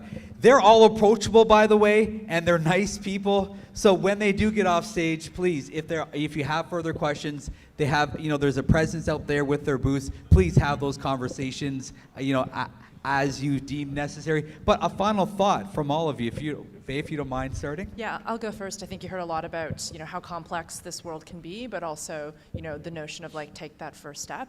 Don't be afraid to seek help, right? There are experts in this field. We say it all the time with the small businesses that use Xero. Don't be afraid to leverage an accountant, a bookkeeper, a humans, right? They know the software inside and out, and they can help you understand how to best leverage, the power of the cloud. So don't be afraid to ask for help. And that's another theme that's developed today. Don't worry about the whole thing. Just look at your next step, because your next step can lead you to the next step, and then in time, you will one day grow up and be like the smart people on this panel. I'm joking, but the point is, just take your next step. Thank you, Faye. Yeah, I think that's a good place to start. So, I talk to customers about sort of 5 attributes. I want to help them mature their portability of their applications, the manageability of their systems, the resiliency and the reliability of those systems, the observability into what those systems are doing, and the security around those systems. And so, look at those different sort of attributes and then look at how you can advance your IT systems in that way. as a a small medium business, CDW, we deal with 20,000 unique customers across Canada, and so know that not just us, but the other panelists here. There are providers that can help you fill in those skill gaps. There's providers that can help you identify the best solution for you, independent of the manufacturer. Sometimes if you're building a data center, the wrong person to talk to is the hardware manufacturer, because your problem is really they're going to solve it with what they have. So I think building some of those relationships, understanding that skills are hard to come by, but there are providers that you can work with to help augment your teams. And then from a cloud perspective, really consuming what you can and then focusing on what's going to drive business value for you in growing your business that you need to be focused in, and setting up your people and your teams to be able to focus on driving that value is critical. Thank you, KJ. Thank you. So, I feel like it kind of went down a dark rabbit hole with like security and everything, and maybe cloud's a little scarier than it should be.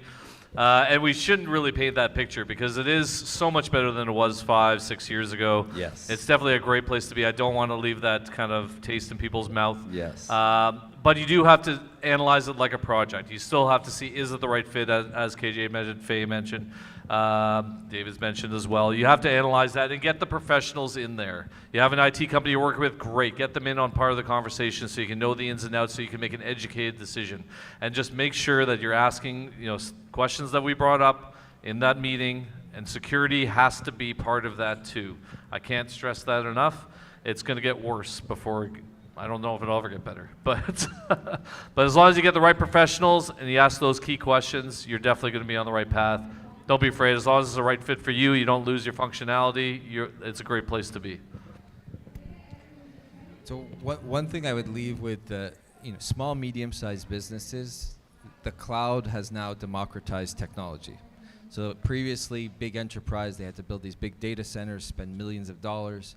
Now you can access all of that capabilities, technology, and so I feel take advantage of that. Those things that were cost prohibitive 10 years ago are no longer cost prohibitive. You can compete with really amazing, cool technology at the same price or the same accessibility as the big enterprise, big banks down the street. And so take advantage of that.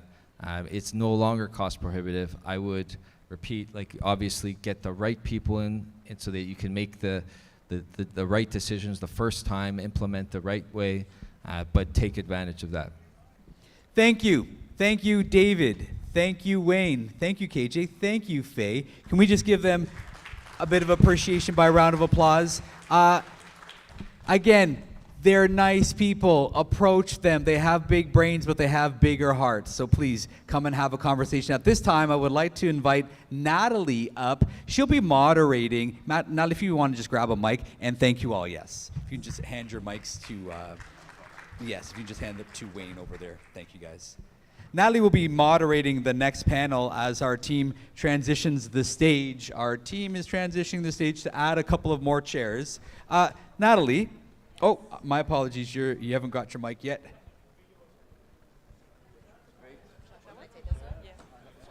Not that one? Okay. Is that not a good one? It might die, maybe the battery or something. Thank you. Thank you. Our next panel is what? Can you tell us what to expect? As you were really excited, you got off that phone call with your team that on this panel. You're like, oh my gosh, oh my gosh, oh my gosh, this is going to be fantastic. What can they expect right now? Awesomeness. Okay, so women, we are changing the world and we are changing entrepreneurship, we're changing business, and this is just a conversation amongst brilliant women about how we are changing the landscape, what can we do to empower women and to further drive business by women-led leaders. Okay, so, okay. It's always interesting to see the mix out here, right? Is it majority women? Is it majority men? Give my guys here a reason to hey, this is for everyone. We can all benefit from this conversation because I really believe everyone can benefit from this conversation. 100%. And so why should the guys stick around? Well, because I think they should. I agree, and I think there are some men here, and thank you for being here. And I'll just ask, is there any man who's here who did not get here via a woman? Please raise your hand if you did not come to this earth. Oh no, you arrived. Did you arrive just on a jet plane from Mars, or? So everybody came here through a woman, okay? So we are important right from the beginning of the life cycle, and we are important all through life, and we're multifaceted, okay? So we're mothers, we're wives, we are partners, we're friends, we're girlfriends, we're business leaders, we are political leaders, we're presidents, prime ministers, we're changing the world. We're amazing. Fantastic. And so everybody should be here. Even the pets, the cats, the dogs should be here to support and empower women, because we are making that Wow, she difference. even called out your pets. Okay, without further ado, the mic is yours, the floor is yours. Thank you. Have at it as you will. Okay. Good job. So I am going to be calling up my amazing group of women. I'd like to stand, but it's a little bit weird. So no, I'm going to stand for now at least. And I might be walking around, so bear with me. Okay, so first I'm calling up Anna Sinclair. She is the CEO of Total Mom. Anna is coming in a second. Okay, she's coming back. Okay, so next I'll call up Ana Fernandez. She is the COO of AbreSuite with over 30 years of experience in the IT industry. She has held various managerial and technical roles, showcasing expertise in system development, project management, and develops implementation. She's an experienced professional with a strong background in systems development, project management, and IT leadership, and is one of the founders at AbreSuite. She looks forward to advising her clients on the best technology solutions for their businesses. And we can pride ourselves in only delivering the solutions businesses need to grow and thrive. We become strong advisors as we are honest and transparent. Thank you, Anna. Thank you. Next I'm calling up do we have Andrea? Andrea Barrett. Awesome. She is a community advocate and founder of the Diversity Agency and the Speakers Bureau, a consulting firm in the GTA. Andrea's current focus is on supporting women-led entrepreneurs through mutual aid. She sits on several boards and committees, including the Culinary Tourism Alliance, PACE, and Help a Girl Out. Andrea has been appointed as a member of Humber's Program Advisory Committee and is an activator with SheEO Corliss and a member of the Bankers Ladies Council of Canada. In 2021 and 2022, CanadianSME named her as one of the most inspiring women entrepreneurs and business leaders, and in 2022, thank you, was the winner of the Rotman Family Entrepreneur of the Year. So give a round of applause for Andrea, please. Next up, I am calling Marley Brody to the stage, founder and CEO of Social Eyes Communication. Marley launched Social Eyes Communication in 2015 to help businesses and professionals broaden their opportunities through the power of digital marketing. So Social Eyes is now a full-service digital marketing firm that focuses on marrying marketing strategies and business development with a team of over 14 full-time employees and a roster of clients both within the US and Canada. Give a round of applause for Marley, please. Thank you.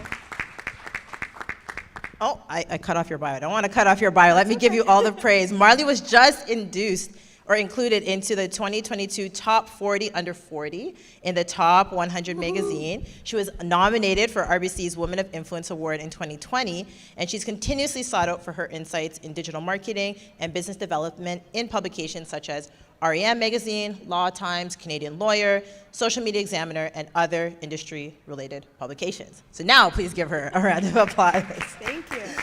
Okay, and last, well, not last, because we're going to have Anna, but I have Angela Podolsky, who is coming to the stage. Angela is an award-winning entrepreneur, international keynote speaker, and a corporate trainer. She is the founder of Kinesics.com, a consulting firm that helps businesses achieve their full potential by mastering the art of body language and non-verbal communication. Angela works with top 500 corporate companies in Canada, and she does keynotes all around the world. She is passionate about building business, helping leaders develop themselves, and acquiring the skills they need to succeed. She's also the co-founder of a company called Quantum Smart and serves as a trusted advisor to numerous SMEs all across diverse industries. Angela mentors and judges entrepreneurs at events like Startup Weekends, Yes Montreal, as well as at business incubators. And in recognition of Angela's business acumen and community influence, she was awarded the 2017 Entrepreneur of the Year by the Jewish Chamber of Commerce, nominated for Women of Influence 2021 by RBC, and honored with the Education 2.0 Leadership Award 2022 in Dubai. Please give a round of applause for Angela. And last but not least, we are going to Anna Sinclair. Woohoo! Okay, Anna Sinclair is the CEO of Total Mom. Oh, high five too, I love the energy. She's the CEO of an online education and medium brand called Total Mom Inc. that produces programs, event experiences, products and services that take moms from overwhelmed to supported personally and professionally. Anna produced and launched Canada's largest holistic festival for moms called the Total Mom Show in partnership with some of North America's largest brands to support moms navigating life as a mother. She's a community builder and a mental health advocate, passionate about normalizing motherhood and business. Please give it up for Anna.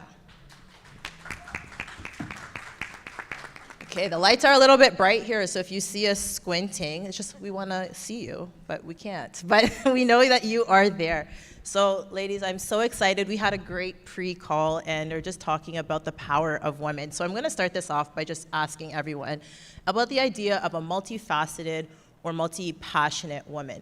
So many times in business, you feel like you have to wear this one label. You have to be an entrepreneur, or you have to be a stay-at-home mom, or you have to be a this, or you have to be a that. And we really believe that there's a lot of hats that we can wear, and we don't have to just silo ourselves into one specific identity. And so I really want to speak to this idea.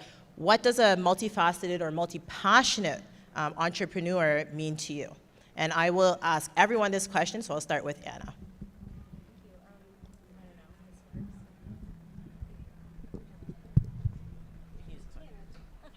Wow, I'm getting 2 microphones. This is hot. 2 microphones, 1 person.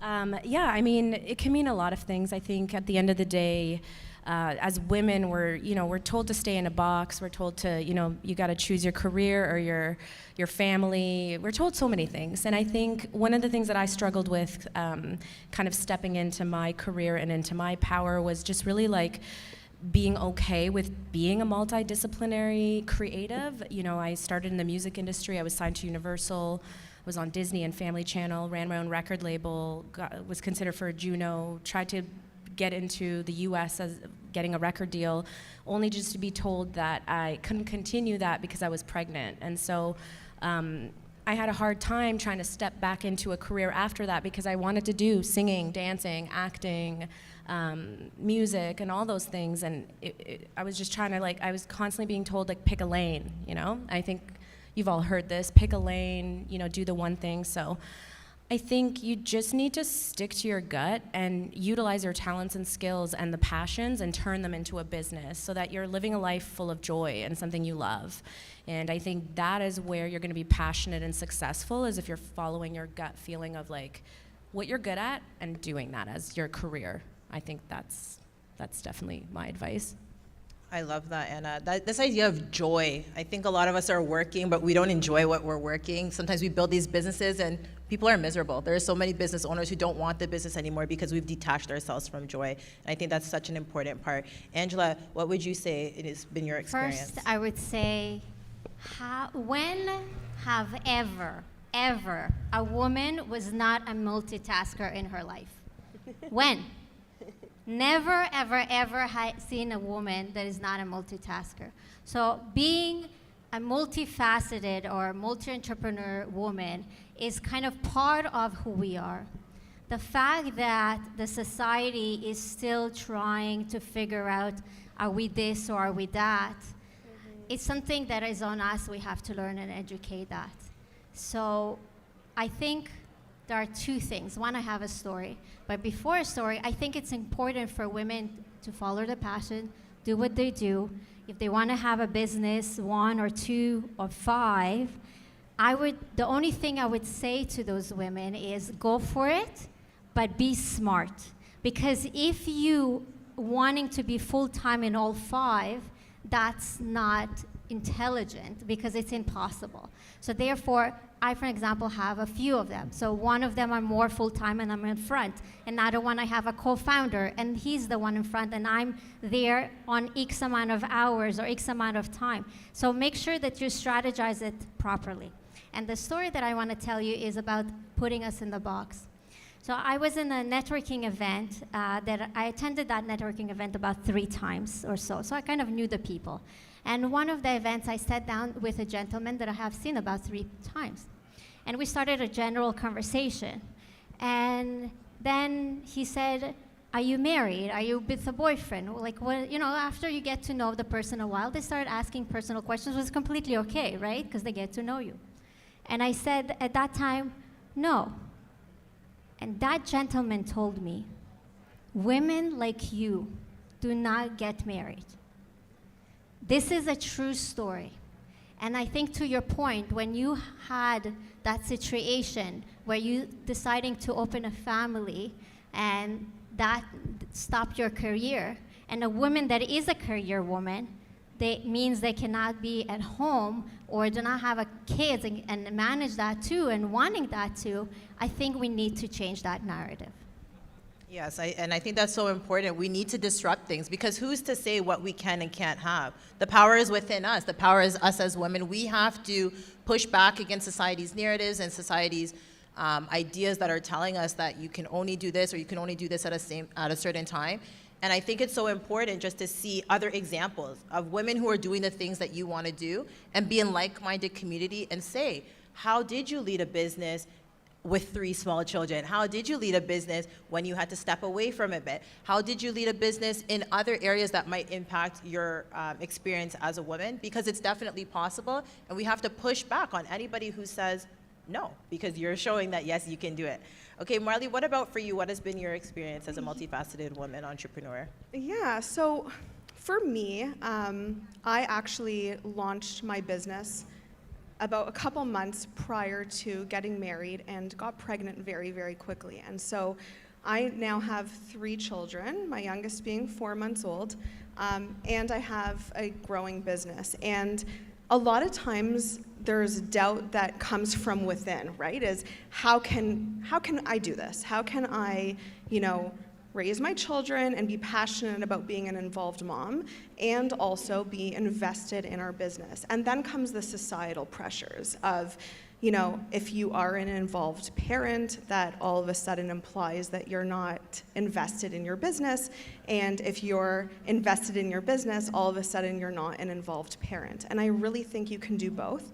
And the old verbiage of "it takes a village" has never rung more true than what I'm experiencing right now anyways, is to be able to lean in and, lean into support. And, if there's a vision that you have and you're passionate about your business, that there is a way when there is a will. And, it takes some time to actually be able to strategize how to do it all. But it is possible. And I always joke around that my business is like a baby, right? Like it takes time and it takes, a lot of effort, whether it's mental effort or physical effort or those sleepless nights or whatever it is. But there's a way to make it all work if you're passionate about it. And, just like these 2 ladies were saying as well is, how do we step outside of the box and how do we break those barriers? And, it's all part of the process and it's all part of going through the process and kind of figuring it out as you go. And, I know that we get into celebrating accomplishments, but that's like a big thing, is being able to take a step back and kind of realize where we're going and where we're coming from and be able to, live the vision that you want and, just keep aspiring yourself and inspiring others. I love what you said about live the vision that you want, because you have to create your own path as entrepreneurs, as business owners, and just even as individuals. You have to think, where do you want to go in your life? What is the vision you have for yourself? What is the goal you have for yourself? So many times we just start doing something because somebody else told us. Your parents, right? From when you're kids, your parents have these expectations of you. You're gonna go to school, you're gonna go do this. Sometimes they're living out their dreams through you. And it's very easy to just get sucked into that, especially a lot of women. We might be people pleasers, or you might just have difficulty saying no and standing up for yourself. But you have to push back on that, and you have to say, no, this is what I want to do for myself, even if it means going a different path and it might be a little bit bumpy, but if it's bringing you joy and fulfillment, I think that it's worth it. So thank you. And Anna, please share for me, what is your experience with being a multi-passionate or multifaceted woman? So I wanted to take this conversation to a little bit of a different direction, if that's okay. I think that it's very important for women to find their support network.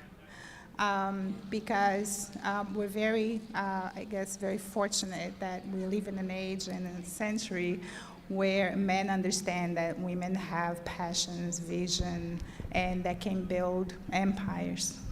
So it's important for women to also value, the men that are supporting them, to also make sure that they're in the right community to get the right support for where they want to go. My career was mostly in corporate companies, working from a developer all the way to a senior director.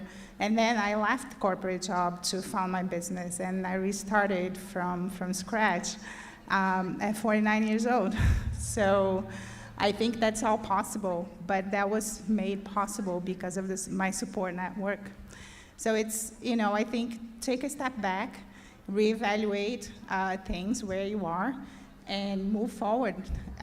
Age is just a number. You can always start again at any time if you have the passion and the vision. And I think that's so encouraging, because I think sometimes, especially when we think of tech businesses and we think of startups, we're thinking of 20-something-year-olds or maybe 30-something-year-olds, and they're the ones who are doing all these accolades, and we have the top 30 under 30 and top 40 under 40. And that's great. But at the same time, it can discourage some people who might feel like they don't fit within that box. And again, it's that comfort to say, you know what, it doesn't matter my age. It doesn't matter what I come to the table with. What I come to the table with is enough, and I can get support, I can get education, I can get resources to fill in those other gaps so I can still do the things that I want to do and still fulfill those dreams. So I love that. Thank you. And for Andrea, please tell me, what experience have you had being a multi-passionate and multifaceted woman? I think those are great words, and not everyone likes those words.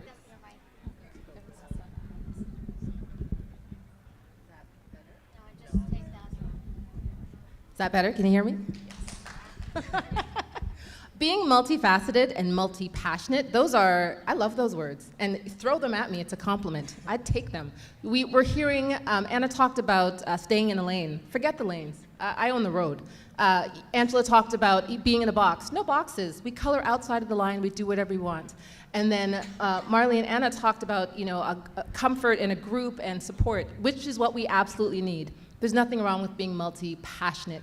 We wear many different hats. We do many different things. Businesses aren't run by one person in one division. There are lots of different things to be done. Because we are multi-passionate and multifaceted, we can operate in different spaces and do different things. I think that's what that can make a successful business owner. Those are positive words, and as you said in your introduction, we are mothers and daughters and caregivers, and we take people to dance class or play basketball. We're involved in our religious community, or we're sitting on boards or volunteering. It takes a wide variety of skills to do different things. So I think these are great words. Nobody be discouraged if you can't pick a lane. I couldn't figure out what I wanted to do for so long. Try this, try this, try this, do a little bit of this, run 2 different businesses. It's okay. We all do things differently, as long as, like you two said, you have support. You have great partners. You have great family. You have a great team who can handle running the operation when you are not there, or running it in tandem with you. It can be done, and there's nothing wrong with being multifaceted. I love it. And I love this idea of having a team, because for a lot of women entrepreneurs, you're starting off and you're on your own, you're doing your own business, maybe it's coaching, it's consulting, or something one-to-one, or maybe you start off with a team right away, but most businesses don't start off with a team. Most small businesses, maybe in your experience, it's maybe you, and you're just bootstrapping, and then you're hoping to get enough money, and you're like, oh, yes, I can finally hire somebody, even if it's for just a couple hours. But I think that can bring us so much freedom if we can get to a place where we bring in other people. It doesn't have to be paid people. It might be support, it might be mentors, it might be coaches, and later on we're going to talk about different programs and resources the government has available, because not everything has to come out of your pocket. There is so much available that we can tap into. But before we get to that, I just want to talk about technology. and thinking about how technology has really changed our world, and we've heard so many examples from the previous speakers and panels. How is technology being used to create innovative business solutions that support the needs of women entrepreneurs? And I'm going to address this first to Anna, please. I believe that today, like the panelists were speaking before us, there is a lot of options and access to technology.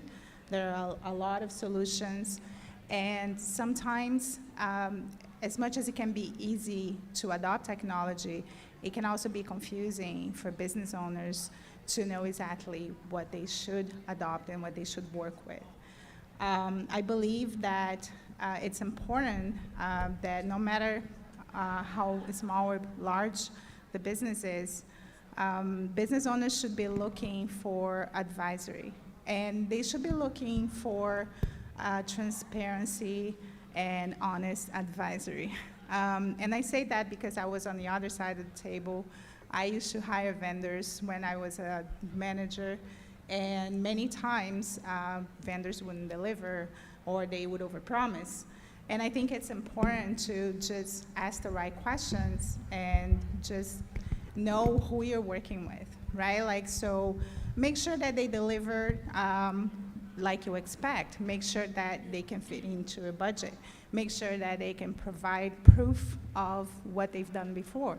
So just, you know, look for transparency and people that can work with the technology that you already have. So those vendors that try and get you into a contract that you can get out of or that cannot leverage your technology should not be a good partner. So that's what I advise. And don't be afraid of technology. I think that nowadays everyone is concerned about AI replacing jobs and replacing people in the workplace. And I don't believe that's true. I believe that if you don't embrace AI, you may be left behind. If your business doesn't embrace AI, I think that competitors will take over your market. However, I don't believe that AI itself is going to replace people, not yet, at the very least. And you can leverage that technology to do many things, and simple things. I'm sure everyone here has heard of ChatGPT. And ChatGPT is a great assistant. And it's important that everyone learns how to use it and use it properly.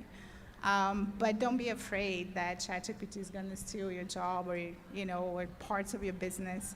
Yes, you have to be careful with what data you enter into ChatGPT. But in reality, you can integrate that into your daily operations. So if anyone has any questions, please feel free to approach me at the end. But I think more than ever, today is the best time. This time that we're living in is the best time to start a business and to create solutions that are very specific to your market and to your clients. Thank you. And I love ChatGPT. I call it GBT for short because we're best friends. And I think this idea of leaning in to technology because you will get left behind. And even for me at first, I was like, AI, it's scary. I don't know about this. But I think there's early adoption, but you have to see where the trends are going.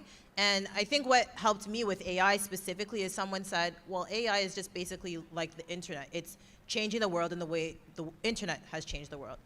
And obviously, I am a person who has benefited from the internet quite greatly. I actually don't think I would do well in a life without the internet.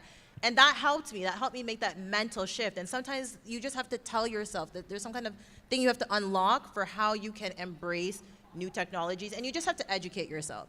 Whether it's through YouTube, whether it's through a conversation, people learn in different ways. So sometimes it seems intimidating. You don't know how to use it. When I looked at ChatGPT at first, I had no clue how to use it. But when I saw other people's prompts, and I watched blogs and I watched videos of what they were producing, then I understood. So you have to think of how you can tap into technology and learn in a way that's gonna benefit you. And I wanna piggyback off what you were talking about, transparency and honesty. And I'm gonna go to Marley because we were having a conversation earlier about authenticity and integrity in business. And so can you maybe speak a little bit to that? And if you can also add about talking about how you see technology being used to support women entrepreneurs. Sure, a little curveball there. A little curveball. Yeah, so, you know, one thing that is really important to myself, and I try to instill it into my team culture, is the idea of being authentic.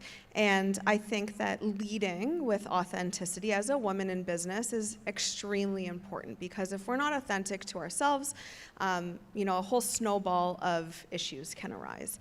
When it comes to technology, it's also important to lead with what we're comfortable with, but to be able to lean in and kind of understand that we're in an era of change. We're in an era of transformation. We saw that with, you know, COVID, right? Like a few years back, all of a sudden there was transformation. We had to, you know, operate from our homes. I remember my husband and I, who's my business partner, we were on the phone with clients at the time, trying to figure out changing distribution models. All of a sudden, developers who, you know, some of our clients are home developers and they rely on in-person communication. And all of a sudden, we were talking to business owners about how they can overcome change, how they can overcome the idea that their business was not going to be operating in the way that it used to. And it's the same thing when it comes to technology. Is, you know, at first, same with myself with ChatGPT, I was like, oh my goodness, what does this mean for my digital marketing business? Like, I have a business that relies on technology and relies on humans and my team, and is this going to replace us? And, you know, just like Anna was saying, I don't believe that we're, you know, as people, replaceable. I think that, you know, we're relying on robots or artificial intelligence, but it's not going to replace what humans bring to the table.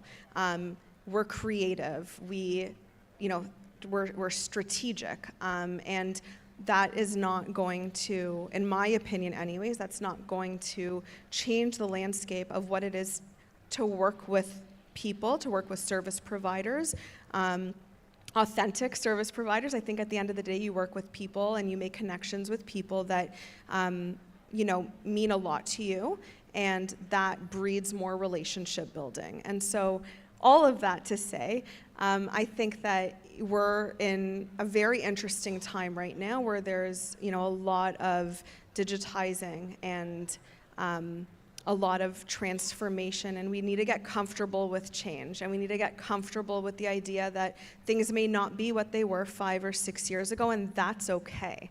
And, you know, experimenting and getting comfortable with that, I think, is a really important aspect of just life now. Thank you. You handled that curveball wonderfully. And then I'm going to come to Anna. Anna, if you can also shed your light on maybe unique business solutions within the technology space and how that can benefit women entrepreneurs. Well, I think a perfect example is with Total Mom Inc. We started out as a community network, so we were connecting with people in person. We had festivals, we had summits, in-person events. This was all about connection. This was all about, you know, touching, moving, and inspiring women to, you know, grow their business, create a life they love. So instantly, when the pandemic happened, I was like, whoa, I'm gonna need to become like a next level pivot into digital technology and the internet and marketing, and I just started realizing that, you know, technology can actually benefit you and help you scale.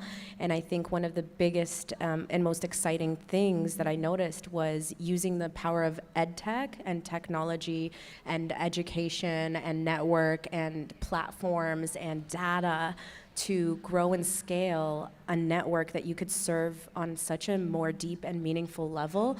And one of the things that I'm getting excited about with AI in particular is, you know, the 2.0 of Total Mom will use AI to further understand not only our audience as a whole, but our audience to understand their information. So can you imagine a personalized dashboard as a mom entrepreneur where you can see your life and business, and you can see where you're lacking or where you're in alignment or out of alignment in your life and business, but then as the person that owns the network, to see where your entire network is at, so you can serve them with the better content and information that they truly need without needing to survey them, just to actually be integrated with them on a deeper level.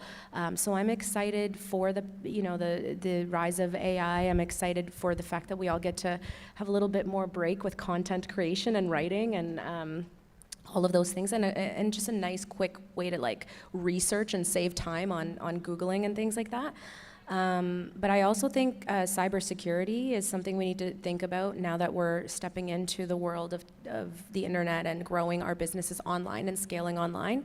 So if you're running your business and you're not thinking about things like IT, cybersecurity, use of technology and data, I would just start dabbling into that and starting to look into that now at the early stages, because you know those things are really serious and they're important, and they can help you in the long run. Definitely, and I love that word that you said about alignment, and then also about content creation and what you keep putting out. And you're almost like a machine or a factory. You have to keep coming up with ideas. How are you going to get your new customer? How are you going to get your new client?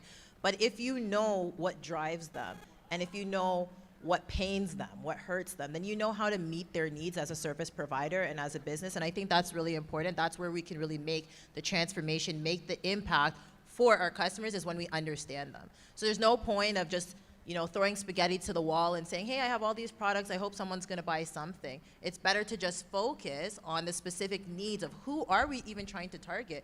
Who do we wanna serve? Who do we wanna make that impact to? And now we have that alignment, and it's better for everybody, because you know when you're working with someone and they're not really into it, or they're all over the place and you don't feel like they truly have your best interest at heart. But I just think it's like so cool to have real-time knowledge and data points. So for example, like say 87% of our audience is having sleep problems. Well, that's a big red flag, being like, okay, we need sleep specialists, we need sleep programs, we need sleep experts, and in real time, I can literally kind of move and shift with what my audience needs. Traditionally, in the old days, you have to beg and do a gift card to get someone to answer a survey, and it's like, it just doesn't need to be that way anymore. And I think it's also important to be responsible with the data that you're collecting. So like, know what you're doing. Like, make sure your audience knows you're collecting data for their for their betterment, or make sure you're compliant with the things. Like, even with just like newsletters and things, like understand the compliances. There's people that you can hire on Upwork, or even just information you can find online, just to make sure. Especially if you're like starting out your small business, it's important to be in compliance in the early days, even though it's not something you're going to think about right away. Exactly, and even the panel before, if you weren't here, you can still go and find those panelists, because they were talking all about compliance and cybersecurity and why this is important.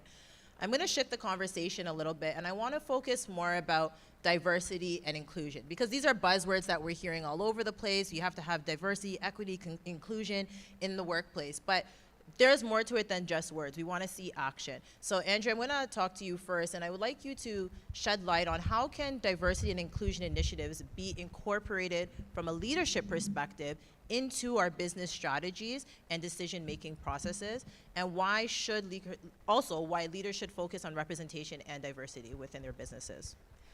Diversity and inclusion practices can easily be incorporated in anyone's business, and I believe that good example and leadership starts from the top. So, 10 years ago, when these weren't buzzwords and we weren't as concerned as we were today, we saw people doing things in the same old traditional way. Studies show the more diverse and inclusive your management team, your organization, the more profitable you are. So I think that's the first place to start. When you tell corporations, if you are more inclusive, you have representation on your board all the way down to the mailroom that represents the people that you're serving, that represents all genders, all cultures, all socioeconomic backgrounds, your company will make more money. You need people that have different ideas and different perspectives. You're not selling, your customer isn't the same person. You're selling to, perhaps, if you're lucky, the entire country of Canada, and your company should represent that. This means the language that you use may change. This means the images on your website may need to change. This means where you're doing your outreach. If you're recruiting, maybe you want to recruit at different universities or different colleges or different nonprofit groups where you'll find different people. We always think, when it comes to business, most people are thinking about the bottom line. So usually when you hit them with that, the more diverse and inclusive you're operating your environment and your corporation, the more successful you are. And then we're a multicultural country. We want to make sure that we are properly representing in our corporations and in our boards and our committees, the people that represent the country. We are rich in ideas and cultures and values. When you have a management team that represents people from different countries or different experiences, cultures, or religions, you get different ideas. You do things differently. You can tap into, back home, this is how we did it, or, when I went to school, this is what we did. Your community becomes richer, your company becomes richer, and the side benefit of that is you become more profitable. But it's important to represent the cultural mosaic of our country, and then you want to lead by example. So what we've seen is, I'm going to call it diversity washing. You see memos and guest speakers come in for a day or training for a day, but you don't see the C-suite change, you don't see the board change. The it cheesy, has to go the from top cheesy to bottom throughout hashtags. the The cheesy hashtags, like oh yeah, the right. things that only come out during the time of that month where diversity is a That's right. thing. Yeah, I right. hate Or that. that black Instagram message that you've only done once and never done it again. But are you recruiting people from different backgrounds? Are you recruiting women? The government has a program right now, it's called the 50-30 Challenge. They want to make sure boards have 50% gender parity and 30% representing equity-deserving groups. The government is on board. Corporations are on board. You will now, if you're watching TV or watching TV, you'll see in ads and marketing, images now are becoming more diverse. You're seeing different people representing different brands, different cultures representing different brands. So we're slowly getting there. We're nowhere near where we need to be, but we are more aware of what needs to be done to make sure that we have equality going across the board. Yes, I love that. And I love what you said about representation from the boardroom straight down to the mailroom, because we need to see it across everything. And I think that's how you know a company really cares and they're really trying to push forward. If I just see one picture, I look at websites and I choose when I'm working with a service provider or if I'm giving my money to a company, these are things I look at. I'm like, do I see representation? Do I see inclusion? What's their mission statement about? And your customers care, your clients do care about how are you making an impact and how are you showing up? And is it authentic or is it just for show? And going along these lines of people coming from different cultures, and we live in this beautiful country of Canada where, we are so fortunate to get to meet people from all these other cultures.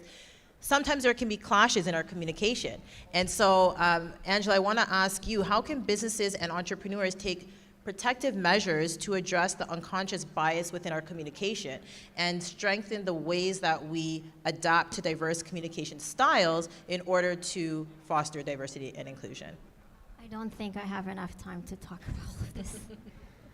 But first, I would say, and maybe a little bit controversial, but we should almost drop sections when we say them, those communities, those this. As soon as you categorize people in a different box than you, it's right away will create a division. As soon as you start saying and using the linguistic side, as a behavior analyst, I'm just bringing the linguistic side, and the emotions that work, how we, just to clarify, because most of you will not understand it probably, it's in my head, but the way we structure a sentence, it's how we see the world. And the way we feel and how we feel shows up on how we're structuring the world. And that being used in courts and other stuff. So we need to look first is how we're structuring sentences in our linguistic, corporate, non-corporate, upper level, lower level, it doesn't matter, on an individual basis as well. If you say they need to be included, or it's not they and you, it's us. We are one. It's one. It's not separated. So as soon as we start using a linguistic that is of a separation, she is a woman of color, so it's not her. She's not separated. We are together. So first we need to look at the linguistic side. The second thing is we need to understand that when we bring people, and we have a lot of immigration also into this country, we need to look at different cultural way of communicating. For example, level of politeness.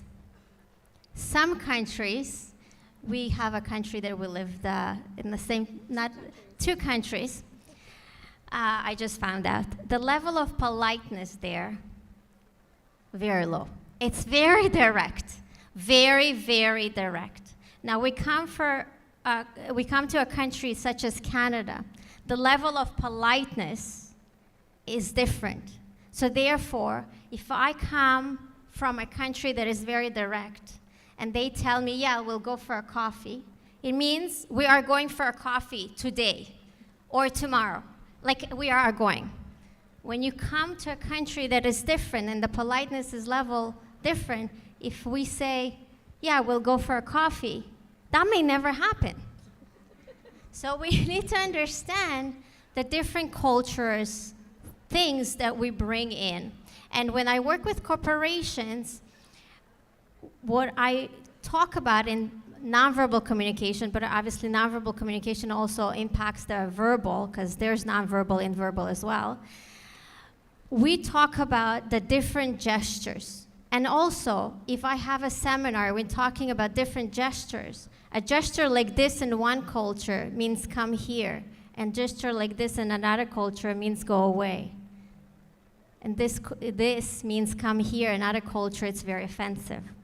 We need to understand that if we're living in a global society, that I hope we will, and I hope we'll do better and better in diversity, because I don't have another word to use it, but we'll have more and more of that we not just put them in our structures, but we also understand their communication styles, from politeness, from verbal, from nonverbal, from directness, and that's why we need to integrate communication in general everywhere, because we are not taught that in schools, but we are expected to know it when we grow up.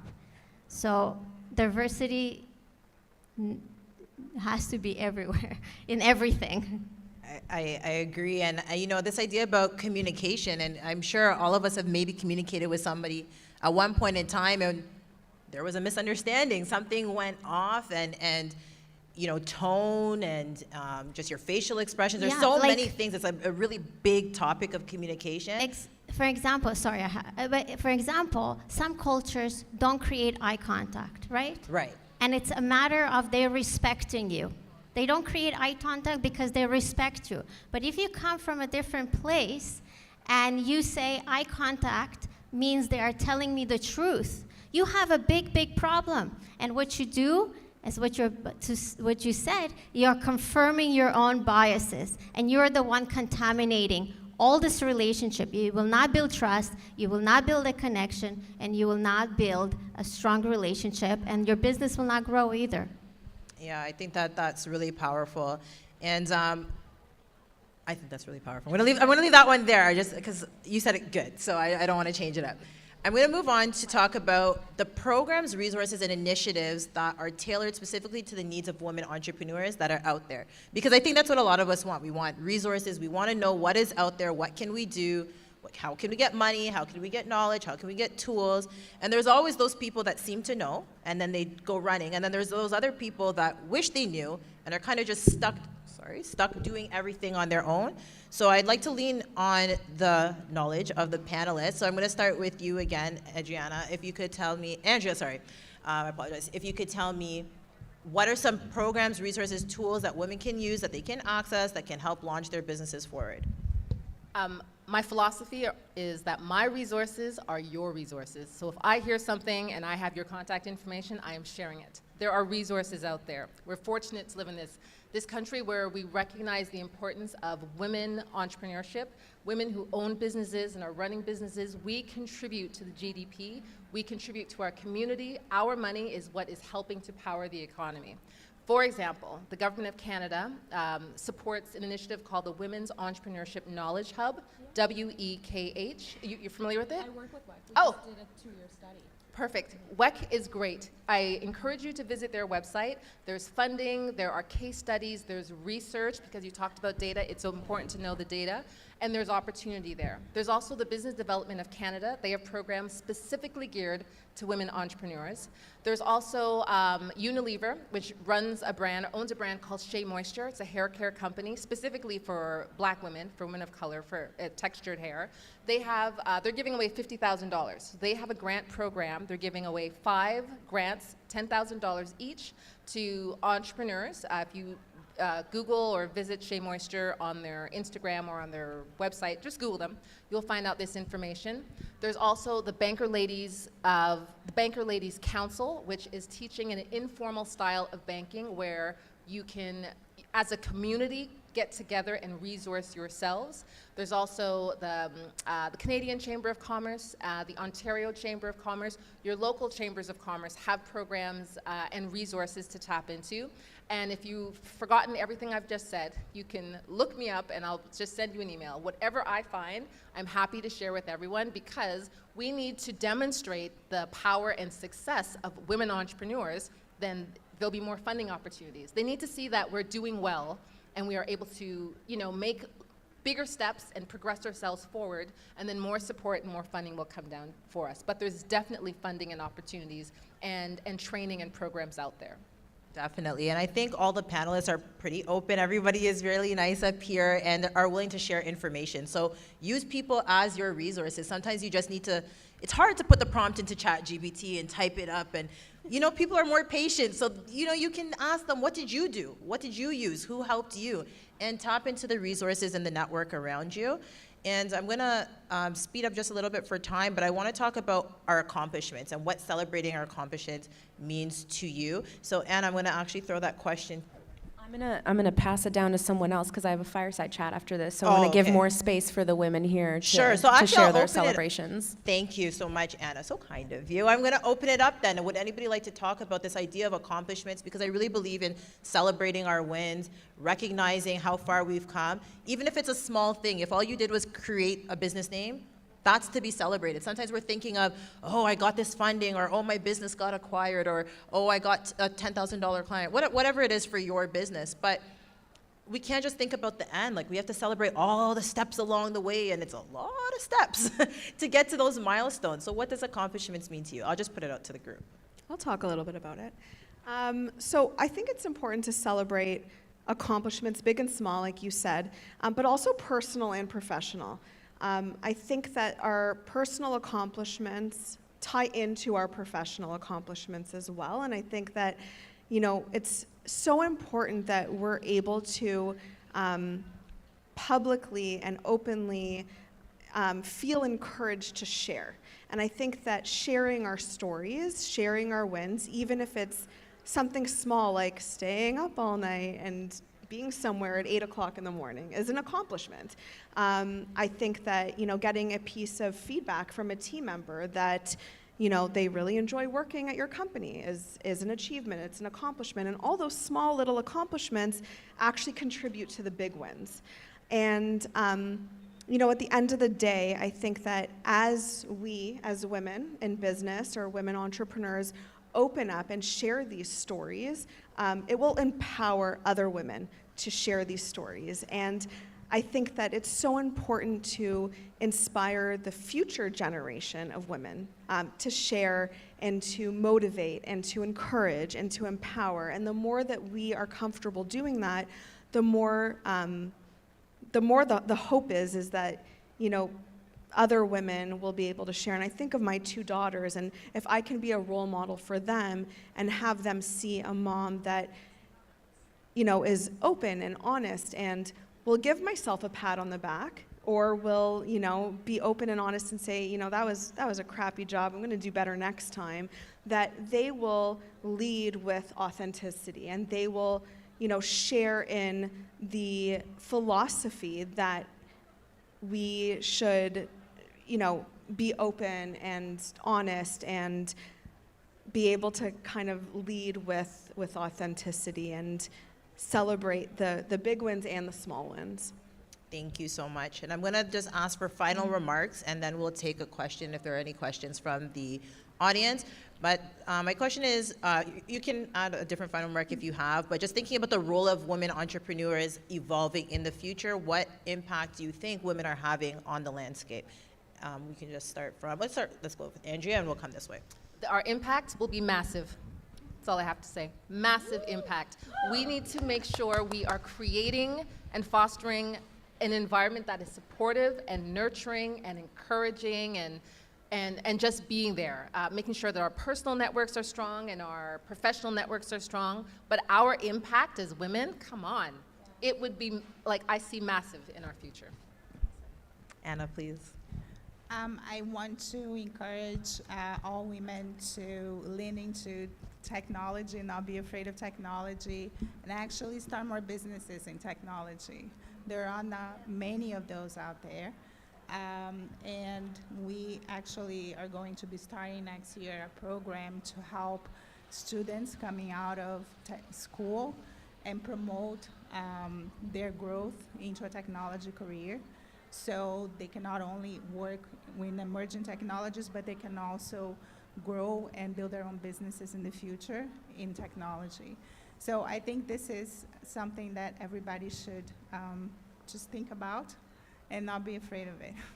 Thank you. Marley. Yeah, I think the future for women entrepreneurs is bright. I think we've done a really good job of breaking down barriers and dismantling ideologies that, you know, male-dominated industries are only the successful ones, and we need to have more conversations like this and inspire women to take charge and experiment, and I'm very hopeful for the future of women in business. Thank you. Angela? What it will do, I'll tell you what it will do. It will make our kids, your kids, I don't have kids, I only have furry babies. Some people don't call them babies, I call them babies. But it will change how our next generation, how next generation women see them, of their ability, how they celebrate things. But it was as well will open up our male counterpart to be able to see us in different light and help them also to step into their genius. Because it's not just about women stepping into our genius, it's also about men stepping into our genius, so we work together to make this happen for the next generation. It's not just women have to evolve. If we evolve our own, we're not going to do any good for anybody. We need to evolve. The guys have to evolve. Whoever else in the community, because it's a diverse community, has to evolve. We all have to do it together. So that's one. And I also want to mention just about the celebration. I think for the celebration, 100%, you need to celebrate yourself. When I have something good, I love wine, so I go for my bottle of wine, have a little glass of wine, even if it's by myself. It doesn't matter if it's a celebration of something good or something bad that happened, and you're celebrating the learnings of it. You have to celebrate both. You don't need to only celebrate. But I want to add, what I want to add is we have to teach each other how to celebrate each other. If your friend calls you and say, sorry, I was about to use a word that is not appropriate, but if a friend calls you and say, hey, I closed this blah blah deal, you tell that friend, we're going for a drink right now. Or if you're not in the same city, you tell her, get your bottle of wine, I'm getting my bottle of wine, we're going to cheer for it. Or celebrate. Or celebrate, whatever it is, do that for others, to educate others to do it for you, because if we're not going to do that, we'll have a very lonely world. Well, we'll be celebrating ourselves only. Thank you so much. And finally, Anna, please. I think you said, what is the future of women entrepreneurship looks like? Yes. I think personally, as an empowered and I guess, empowered woman. I feel like I am literally in the best time of my life right now. We are surrounded by so many incredible organizations championing women entrepreneurs right now. There's so much available. I think it goes back to what Anna was saying. Get yourselves into a community network as soon as possible that gets you, that understands you, that you can identify with and feel seen and heard and supported, and like tap into what's out there right now. Because as far as I'm concerned, when I look around my community that I've grown over the last few years, I'm seeing a lot of women CEOs. I'm seeing a lot of top C-suite executives. I'm seeing a lot of multi-millionaire women founders, but it took me a while to even get into their world because I had to also climb my way up there and be, feel worthy of it and introduce myself to people and get in there. So if you're here and you're a woman entrepreneur and you feel like lost or like, oh, I'm in a male-dominated world or whatever, start reaching out to cool organizations because everybody deserves a community outside of their mom and dad or their family or friends no one's gonna call you up and say, oh my God, you crushed it. Like, I do so many cool things all the time. You think someone calls me and goes, oh my God, that was amazing. No. Yeah, it's about they don't do it's that. about supporting each other. You gotta fill your cup, but you also have to be in a community that's like, on that next level, filling your cup too. You need to all the cups. Yes, I anyways, love that. Thank you. And we're going to take some questions on the audience, but just to the men that are here, thank you. Thank you for being here, because it's not just about women, it's about us supporting each other. And I personally appreciate all the men that are in the room that thought it was worthy of being here, because sometimes we don't get that support, and your presence alone is support and validates us. And then all the women that are already here, we already know what we're here for. So to get that validation that sometimes we don't get, I appreciate it. We're gonna take some questions if there are any. I don't know. There's a question there. There's two. Oh, right beside each other. You guys planned that out well. Hello, I'm Abby Kelly, Larkin Foolery, and thank you so much all today. My question is, while this is an environment that is very empowering, how do you handle situations where you feel that someone may be trying to diminish your accomplishments or your light? I'm saying this as both a young woman entrepreneur and a small person in general, how to feel big and stand up for yourself. Who on the panel would like to address that? Anna, please. I think it's important to actually just face anyone who believes that less of you, right? You have to showcase your capabilities. You have to ask, why do you think that I'm not capable? And just have a conversation. It's all about the journey and about learning as well. Sometimes, and like Angela said, there are so many cultural differences that you may not be aware of. And sometimes people are just trying to help you grow and just be better than yourself.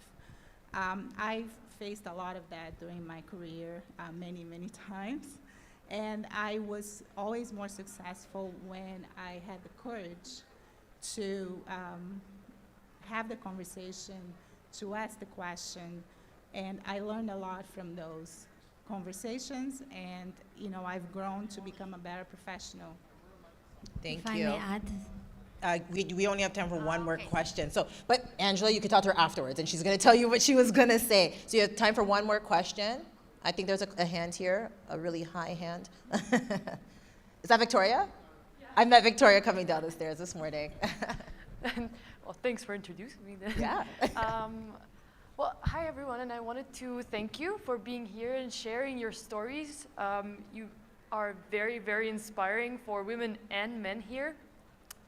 Angela said something earlier. I think it goes like, women like you don't get married. And it got me thinking about something, and I really wanted to ask you, as someone who is successful, someone who is a role model, someone that I am looking up to, which is all of you guys. I am in my mid-20s. I'm ambitious, I'm single, and I want to do a lot of things in life. But what you said, Angela, got me thinking, how do you overcome that fear that the more successful that you could get, the less of a family material that you are? I'm sure that sounds relatable to a lot of people here, so if I could have your insights, that that would be person amazing. said it, but it was his reality. We have to really understand, and similar to the person before, what people say is the reality they are living, not necessarily the reality you have to live in. You can create your own. What's important is, in my opinion, is to be smart and understand where do you want to go and map it, that it's actually doable, that it's not just a dream, that it's both big vision, but it's also something that you can do. So if you have big dreams, make sure you find a partner that supports that and can walk with you the walk. So I think that comment was real for that individual. It was not real for me whatsoever. And I think people, and that's to the other person, will tell you that you are this or you're that, or maybe diminish. Do you know how many people underestimate me all the time? And I'm saying the panelists can all relate. We all got different comments, you cannot do this, or they underestimate your skill, till you show up and you do it, and they say, oh, they cannot see what you see. They cannot be what you be. You're the only one seeing it. So unless you sit down and you do it, only after you do it, they can realize that it is possible. Angela, so the only much. challenge is women are so amazing, but one of the things that they can't do yet is be in two places at the same time. You actually are running a workshop at 2:15 and it is 2:17, and they have sent me to collect you. So Angela, before she leaves the stage, can we please give her a round of applause for her contributions to this panel? You're not over. I just need to, because they're bugging me, and somebody like threw something at me. Oh no! Don't drop the mic. No, that's dangerous. I mean, if you're gonna pay for it afterwards, but if you, my apologies. I just got to get her to her workshop. We'll go, and you can wrap up now. My apologies. I'm just gonna. That's okay. Thank you, Angela. Don't run. We don't. You. Okay. Can I just add something real quick for this young lady?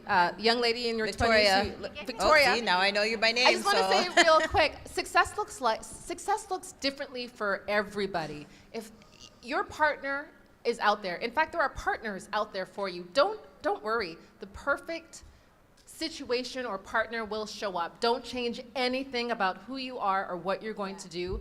They will find you. Yeah. You've got this. Yeah. And we are wrapping up. Thank you so much for attending our panel, and feel free to talk to any of the panelists or myself. We are more than happy to connect with you. Enjoy the rest of the day, and Shiraz will continue. Thank you. Andrea, thank you. It's a pleasure seeing you again. You too. Thank you. I really got to come by because I liked your responses.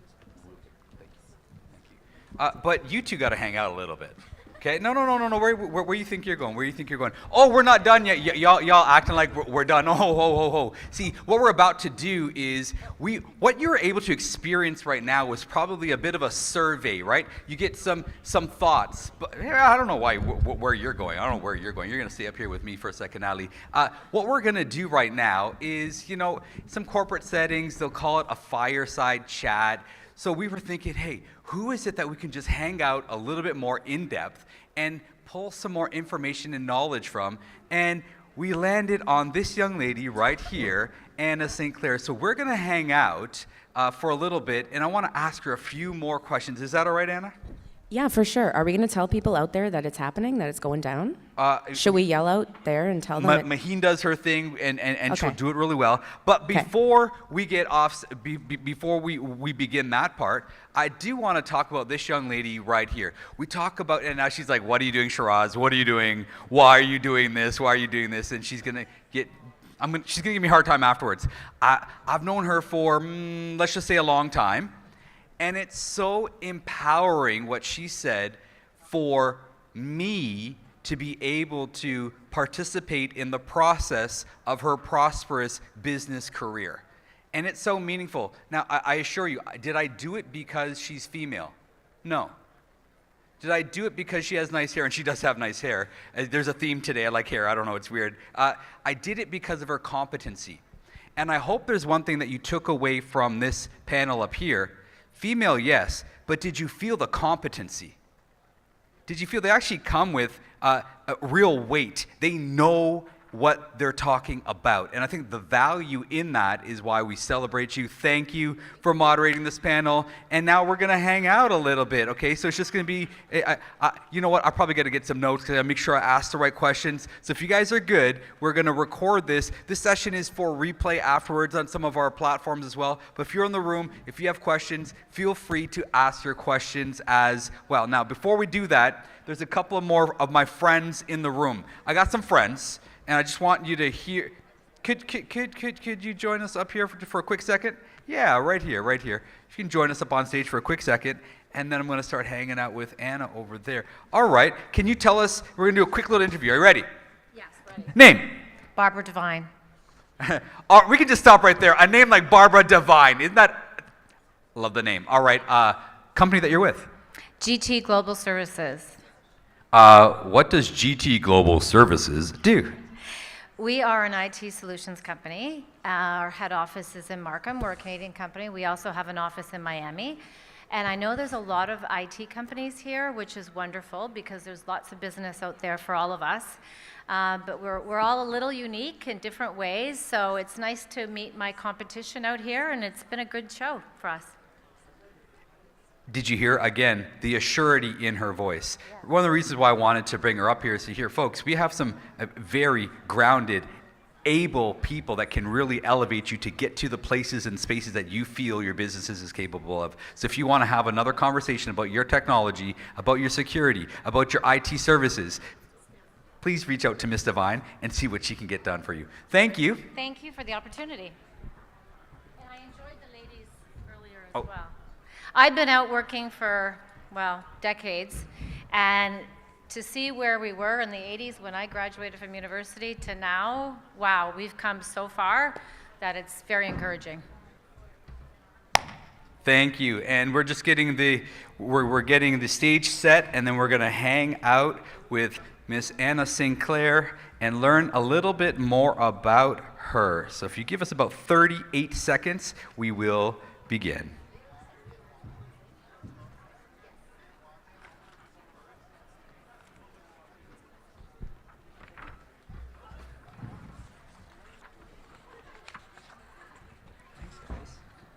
Appreciate it.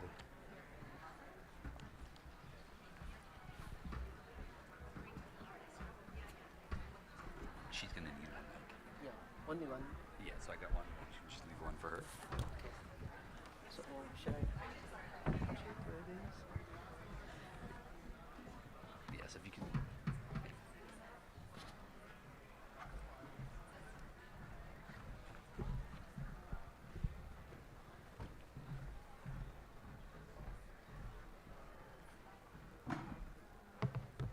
We just need one mic so you can take the rest of the mics. Thanks, man. Anna, are you around? Oh, okay, perfect.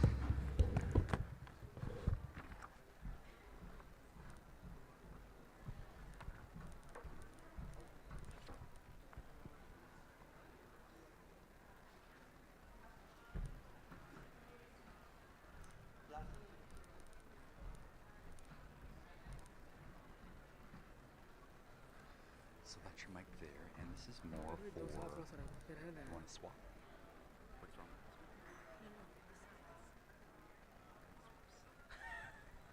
It's a joke.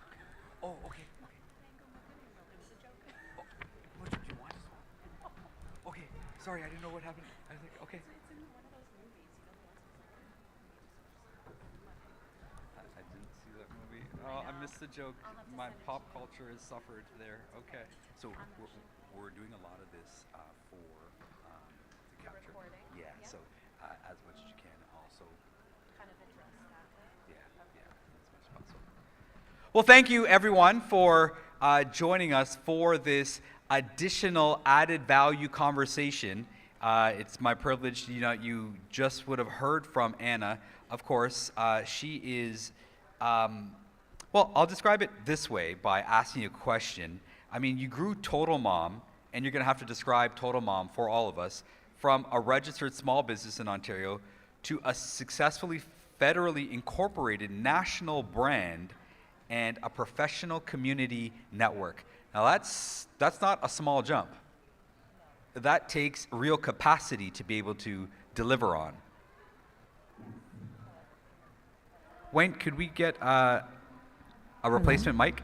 Oh wait, this one's back there on. we go. Surprise, I'm By back. the way, if anyone is looking for AV services, right?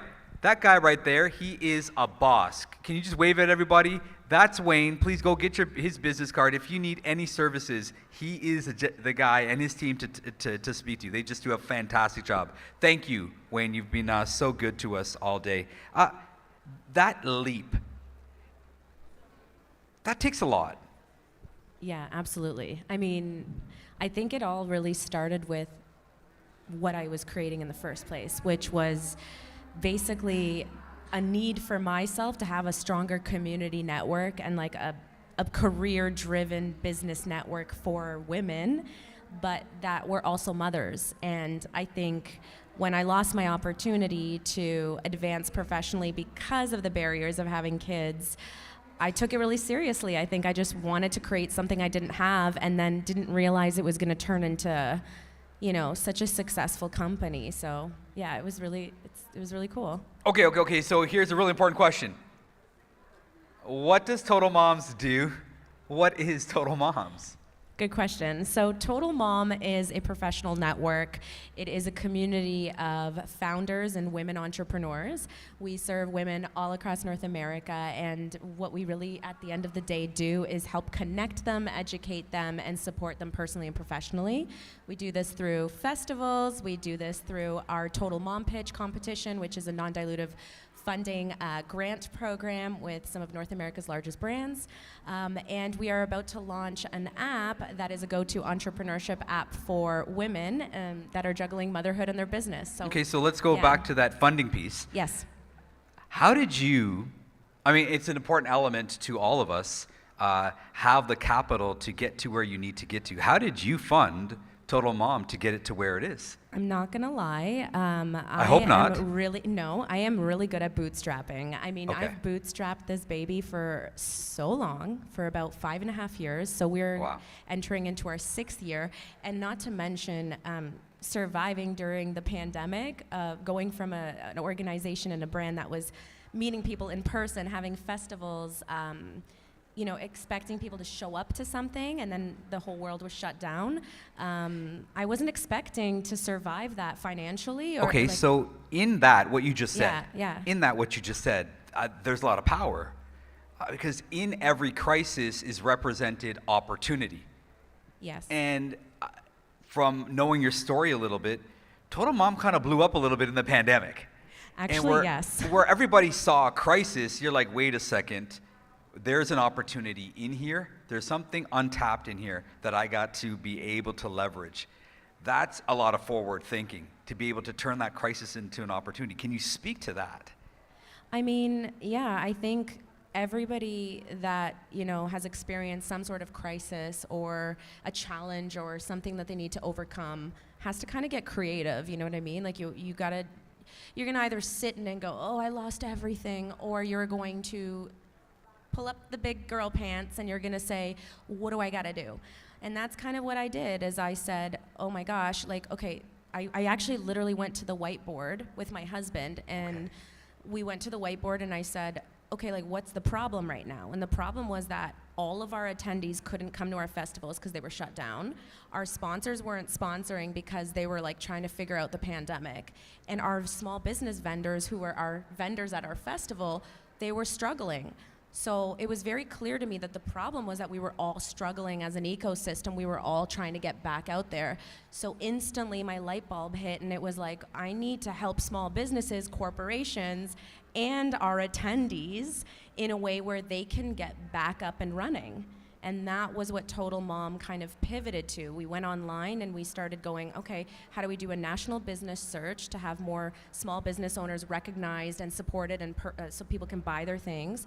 How can our corporate sponsors get in front of a national audience of small business owners that they want to serve and give grants to and support? And then how can we help those small businesses tap into those people who need to help them? So it was a very big master connection piece for me.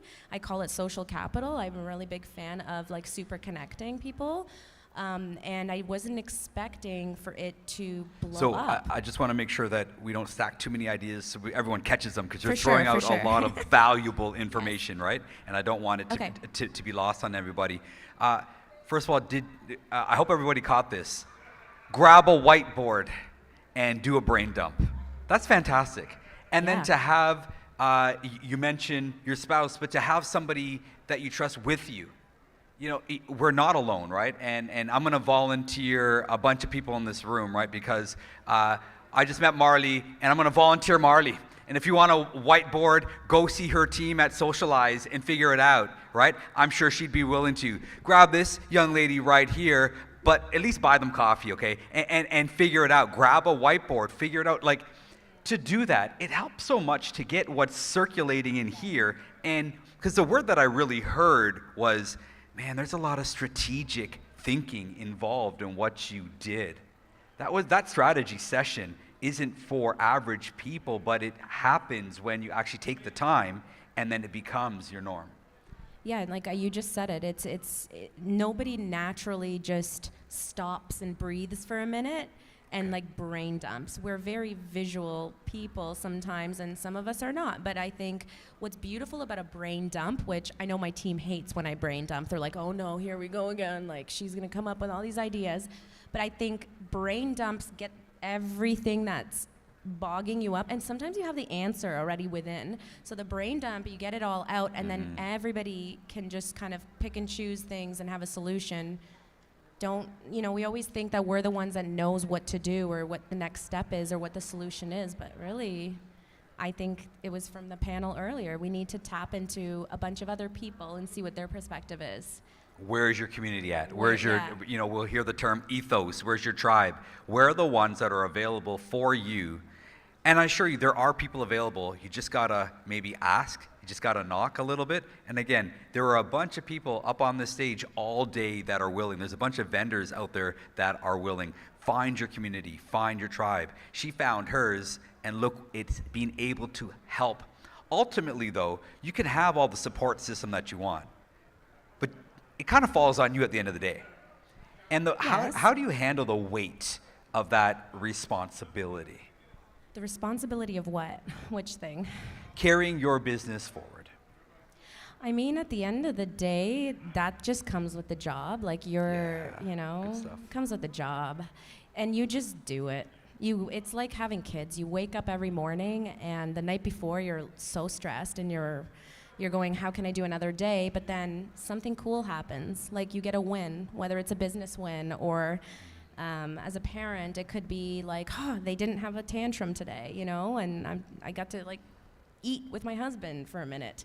You know what I mean? Yeah. So I think for me, and also this is really key, is that a lot of the people that I know in my sphere that are successful, award-winning entrepreneurs, they have gone through so much in their life, and that tenacity and grit that it takes to become a successful entrepreneur, you're almost primed for it. Okay. And so in a weird, sad way, how do I have all this stuff that I overcome and do? I think it's just because I've been through a lot, and I've gotten good at punching through it and creating something better out of that situation. So I don't know, you get strong, you get more strength. It's almost like yesterday's grind primed you for today's challenge.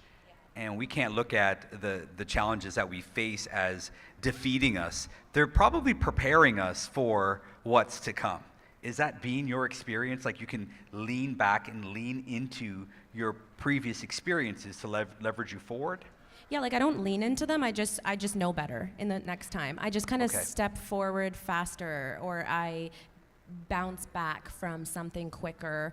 And I think you just kind of, you start having more of a voice of how to speak up for yourself or things, or, you know, for a long time I didn't want to fire people because I felt bad, and I was like telling myself, you know, oh, I don't want to be mean, or I don't want to them to lose an opportunity.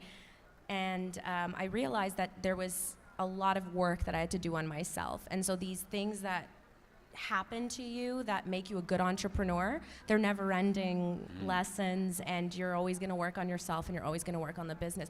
But I was on a podcast the other day, and what I explained to people was that at the end of the day, entrepreneurship is your life. If you're an entrepreneur, you're living and breathing your work and your life. It's like interconnected.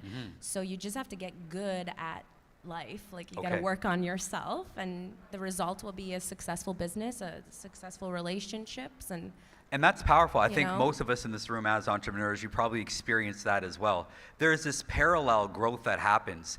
You're growing yourself, what she's referring to, while your business is growing at the exact same time. But I think what you're emphasizing is there is this parallel continuum. They're kind of a tandem, right? Like, as the business grows, you got to grow yourself. And then you got to teeter-totter, because you grew, now you can grow the business. Well, the business grew, wait, that's another level. I haven't been there before. I don't know how to manage at this level, so I got to grow yourself.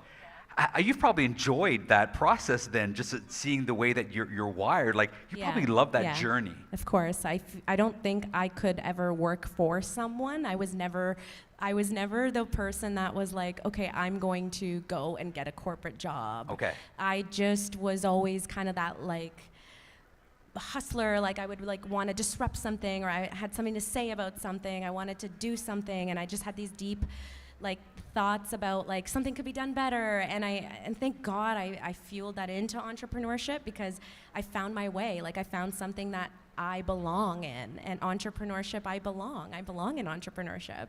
And I think there's a lot of people that are in places that they're not truly happy. Okay. And there's a difference between being in a workplace and working for someone and being unhappy, and then there's working for yourself and being unhappy. I think when you're working for yourself and you're unhappy, like, you have that flexibility to focus and work on that and change it a bit. And I know Paula and I talked about this before, Paula's in the audience, is like, you have that flexibility and a little bit of that grace, whereas if you work for someone else, they're just gonna be like, I don't care, where's my ROI? Like, are you hitting the targets?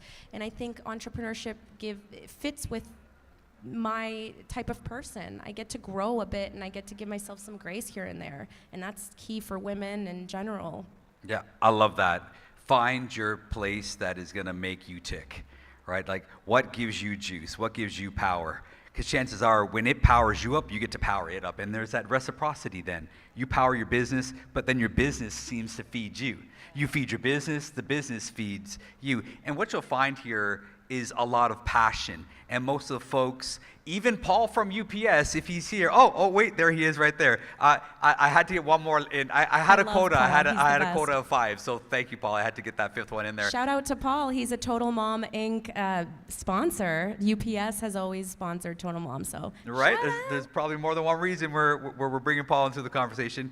But thank you. Thank you for taking an extra few minutes to hang out and share your thoughts. What you're hearing is more than a story. What you're hearing is passion. What you're hearing is competency. But when you bring that together, man, that's a pretty good life.